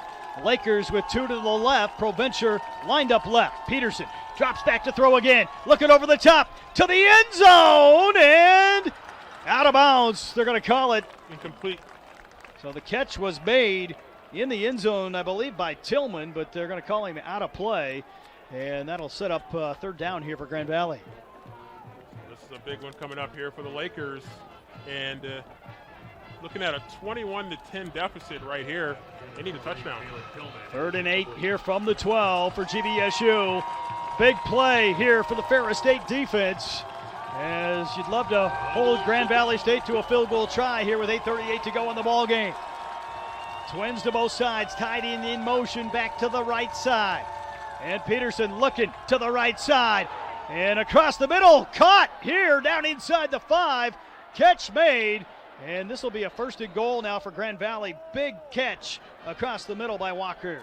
Yeah, that was a huge catch there as Peterson hung in there about as long as he possibly could. Bulldogs were starting to get some pressure on him, but give Peterson credit. He hung right there in the pocket as Bulldogs trying to get there to the sack, but just couldn't get there. This will set up 1st and goal from the 2 here for the Lakers as they line back up here offensively. And I believe a change made. Jonte Crawford, I believe, the tailback, lined up to the right side of Peterson. I have not seen Reed in a while here for the Lakers. Peterson in the gun. Going to give it off of the counter back to the near side to the end zone. Touchdown, Lakers. Yeah, got a touchdown coming in off the left side of the line as Grand Valley now going to go for 2. So Grand Valley State has cut the margin down here against the Bulldogs with 7:57 to go in the ball game. Looks like they will leave the offense out there here with the score at 21-16. And a chance for the 2-point conversion to make this a field goal game. This is where you, these are the plays you work on a lot in practice, and you want to come up with your best 2-point conversion play you got to chance to get them to within a field goal. So Grand Valley State 7:57 to go in the ball game. Will line up here off the left side hash. Peterson for Grand Valley, and now back on comes Reed, lined up here in the offensive backfield as Peterson will go under center here. Reed about 5 or 6 yards behind him here in the backfield. 2-point conversion try as they fake the give. Peterson rolls out right side to the back of the end zone and incomplete.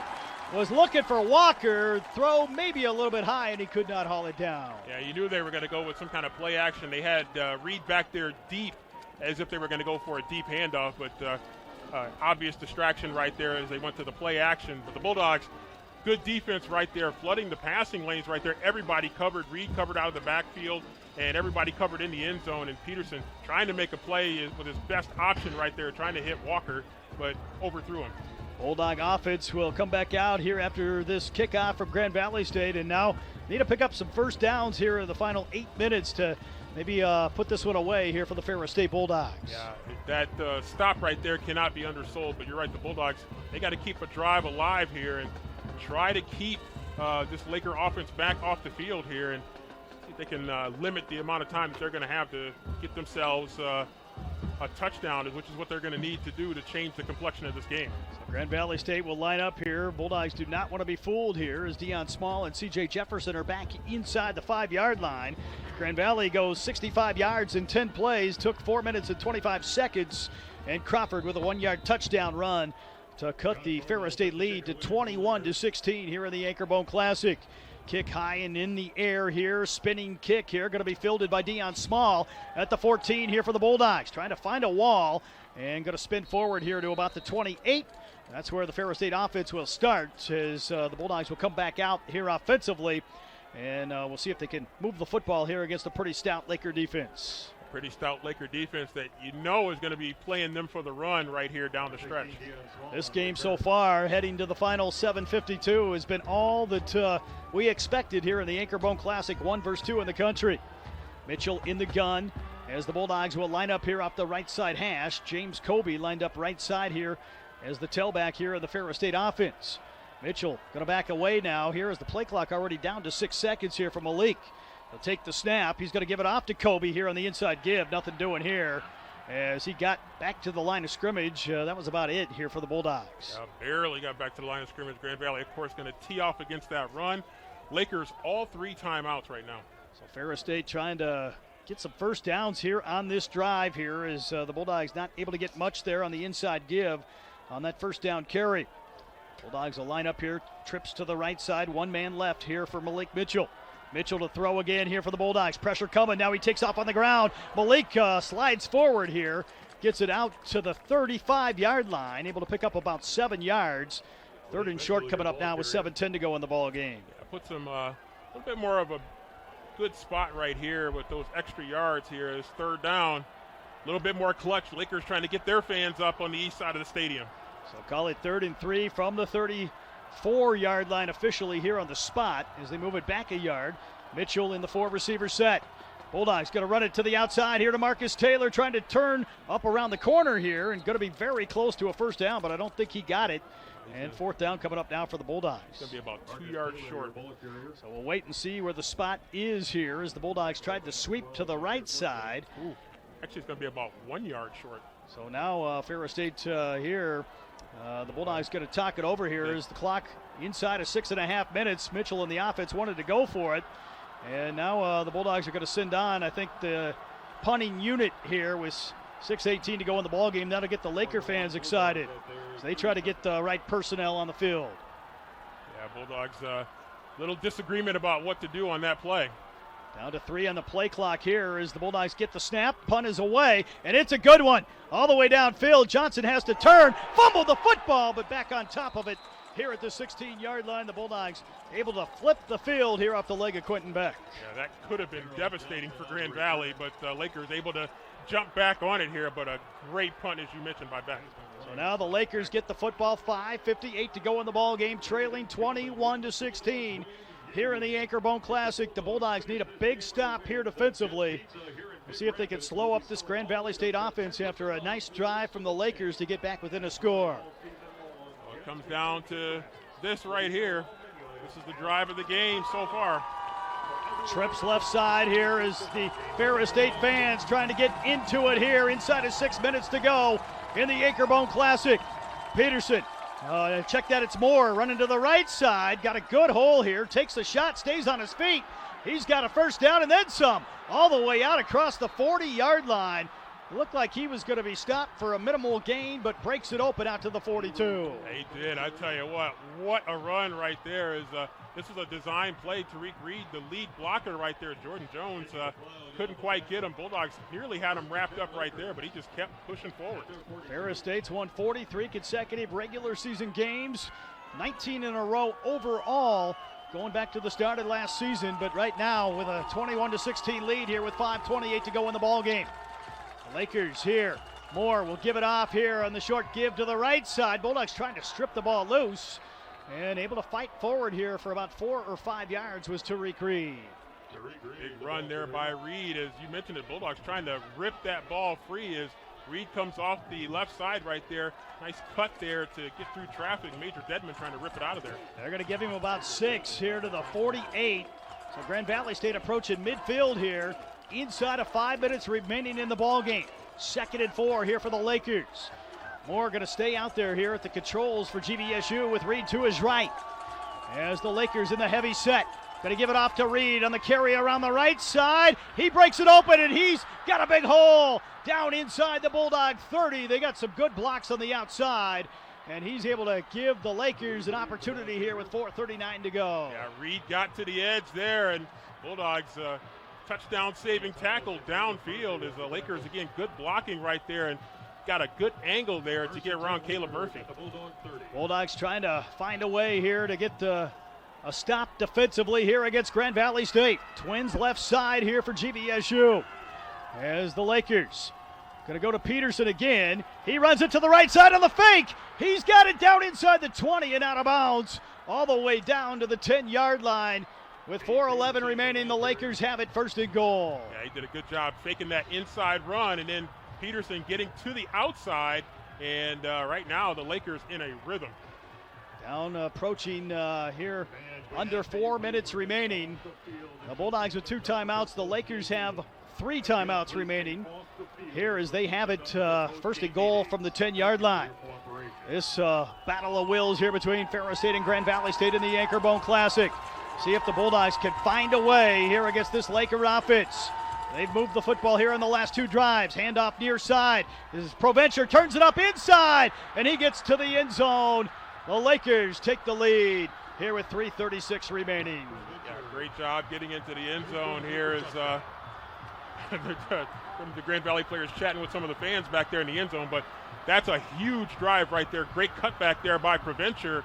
Hit there near the goal line by Near, but not enough to stop Provencher from getting in the end zone. So the Lakers, with 3:36 to go, have taken a 22-21 lead and probably another 2-point conversion try here for GVSU. Yeah, they're going to have to go for 2 again right now because kind of put themselves in that position going for 2 on the last touchdown, and they want to make this a field goal game.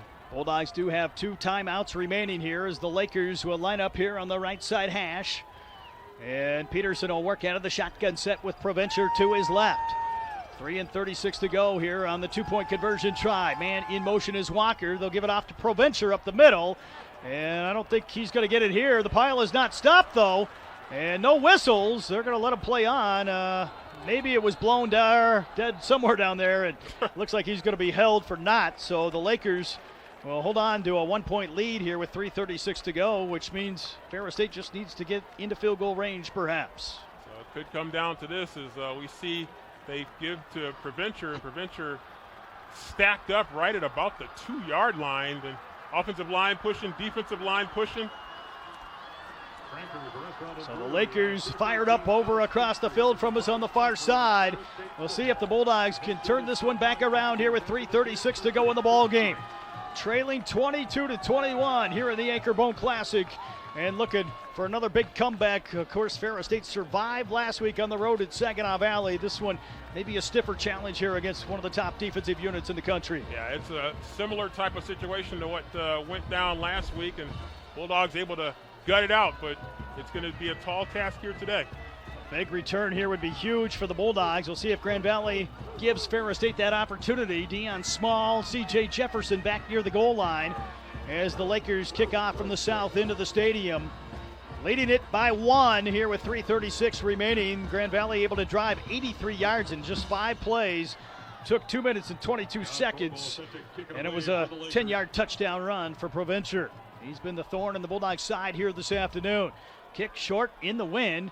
Going to be fielded by Small at the 15 here for the Bulldogs. On the return, trying to find a hole. It does!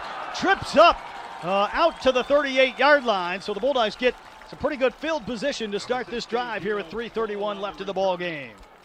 Bulldogs almost had a chance to break this one open here. Small with a pretty good head of steam right there, and just one big tackle right there to prevent an even bigger play.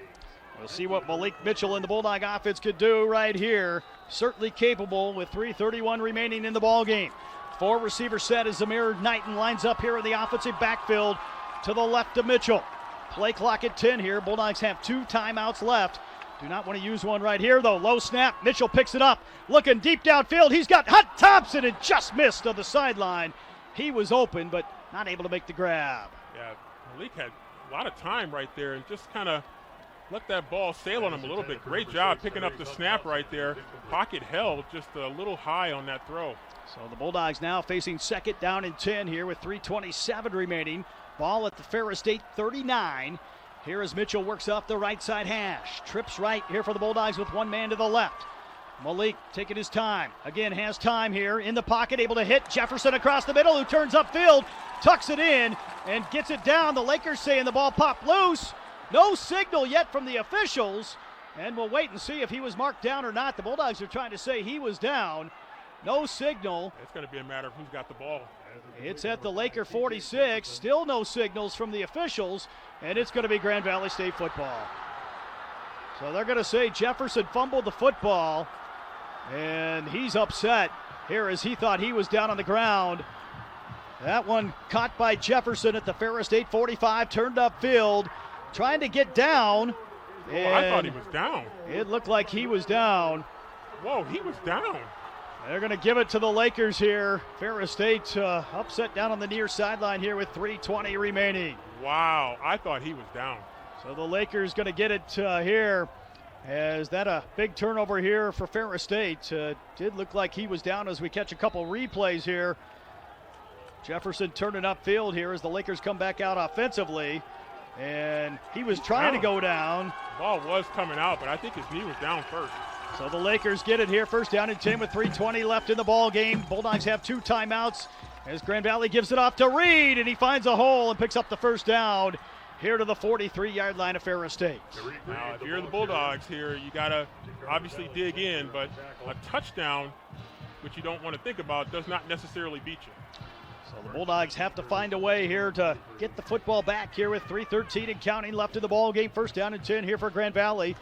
Only 2 timeouts left here as the Lakers in no hurry here with Avery Moore still on at quarterback. Bulldogs had a 21-10 lead, but the Lakers have responded here in the 4th quarter. And right now, lead it 22-21. Bulldogs right now looking to get a stop. Looking to slow down this running game here. Will Grand Valley risk anything? Probably not. Moore fumbled the football, picked up by the Bulldogs as they get it back. Moore fumbled the football, and Connor Neer picks it up at the Grand Valley State 43. Wow, Grand Valley, again, going to their running quarterback, and he mishandles the football, and Bulldogs right there to pick it up here as they were going to go with the fake right there to the running back, the replay, but boy, he just mishandled the football right there. Huge break for the Bulldogs. Was a big play by Moore to tackle Connor Neer. He was thinking scoop and score. Instead, the Bulldogs start here at the Laker 43. Mitchell in the offense. New life here for Ferris State.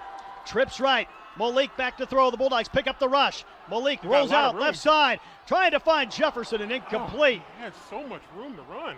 Had a lot of real estate right there. This will set up 2nd down and 10. Did not want to force anything deep downfield. Had Jefferson on the short route, but just kind of overthrew him right there in that little rollout to the left side.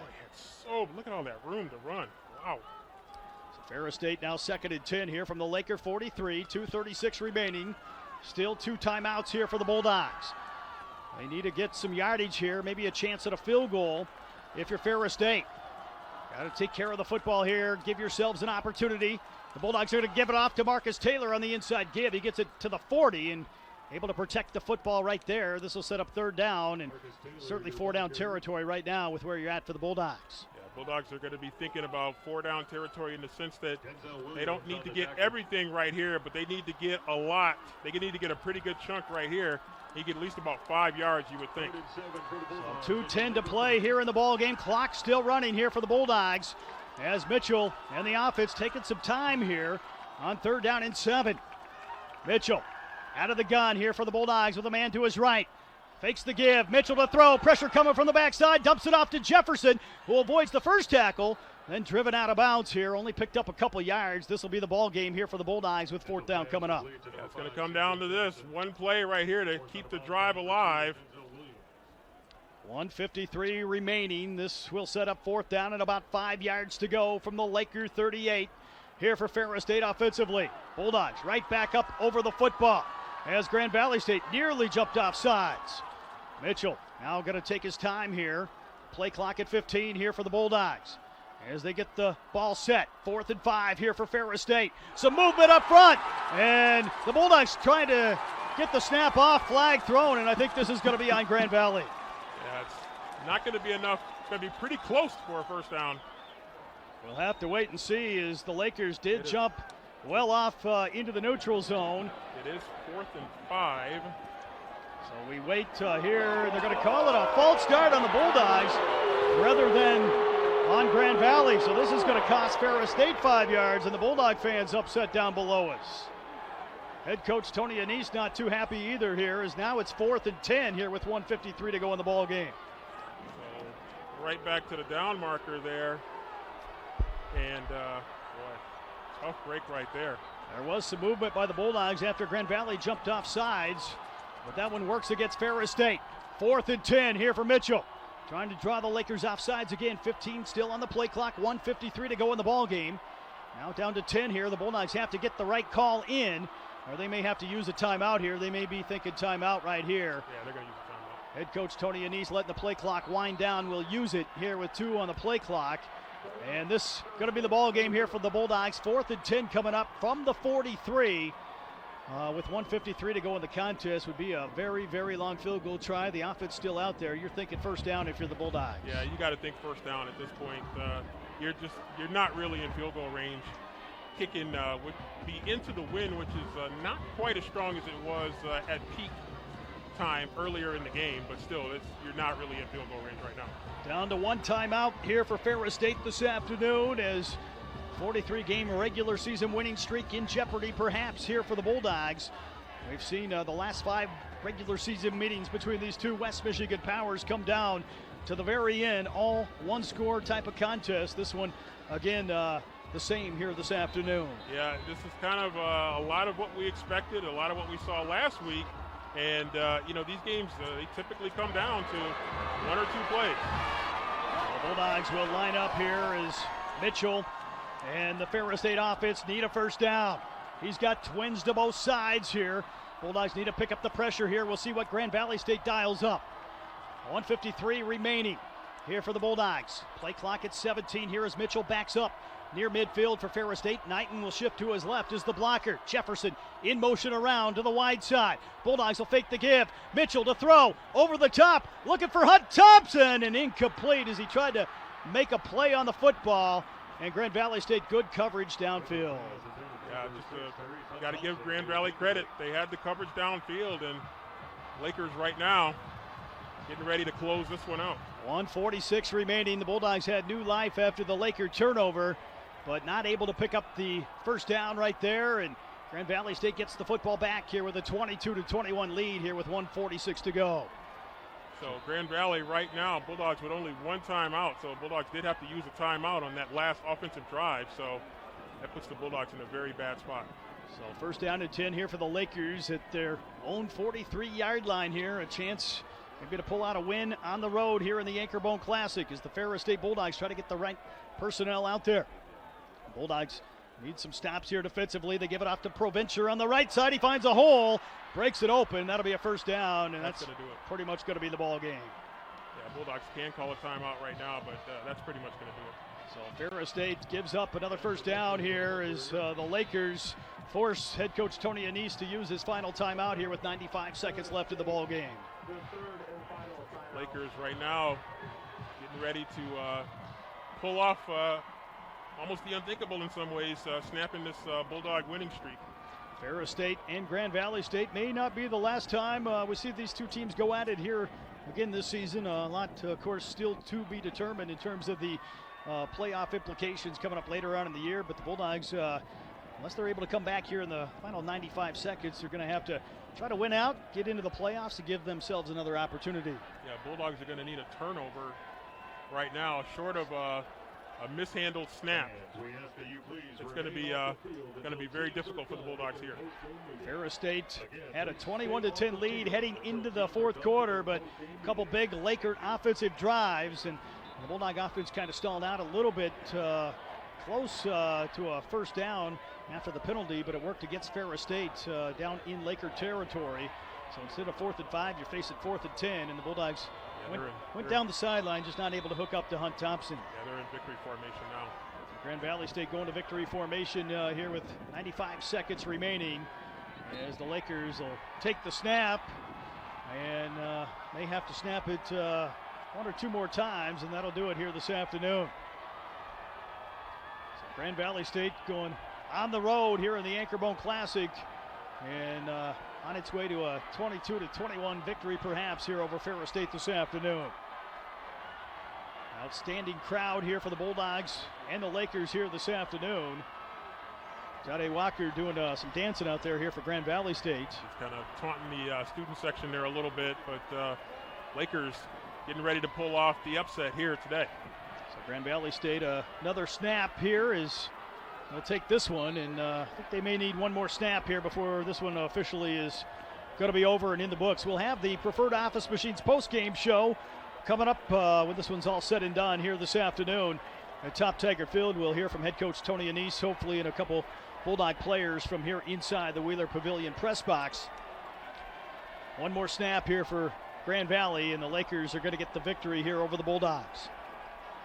Ferris State back at home next week, hosting the Michigan Tech Huskies here at Top Tiger Field. And that'll do it. Both teams going to head to midfield. The Lakers are going to win the Anchorbone Classic here this afternoon. Head coach Tony Annese, Matt Mitchell going to shake hands at midfield as the two teams will line up. A lot of respect here on both sides for these two teams here in Big Rapids this afternoon. They're looking for the trophy. Lakers looking for the trophy, and we'll see if they can find it here down below us this afternoon, as we're supposed to be down on the Ferris State sideline somewhere, and they're coming out with it here from the north end, perhaps at the stadium. We'll wait and see. But nonetheless, Grand Valley wins it 22-21 here in the Anchorbone Classic. Hard-fought game here on both sides. Yeah, just you got to give Grand Valley credit. They came in, they played really, really well, and they did finally get the trophy there, so they have the trophy. Grand Valley, give them credit. They played a really good football game. The Lakers win it here over the Bulldogs, number 1 versus number 2 in the nation here this afternoon. We'll take a 2-minute timeout, back with the Preferred Office Machines post-game show when we return right here on Sunny 97.3.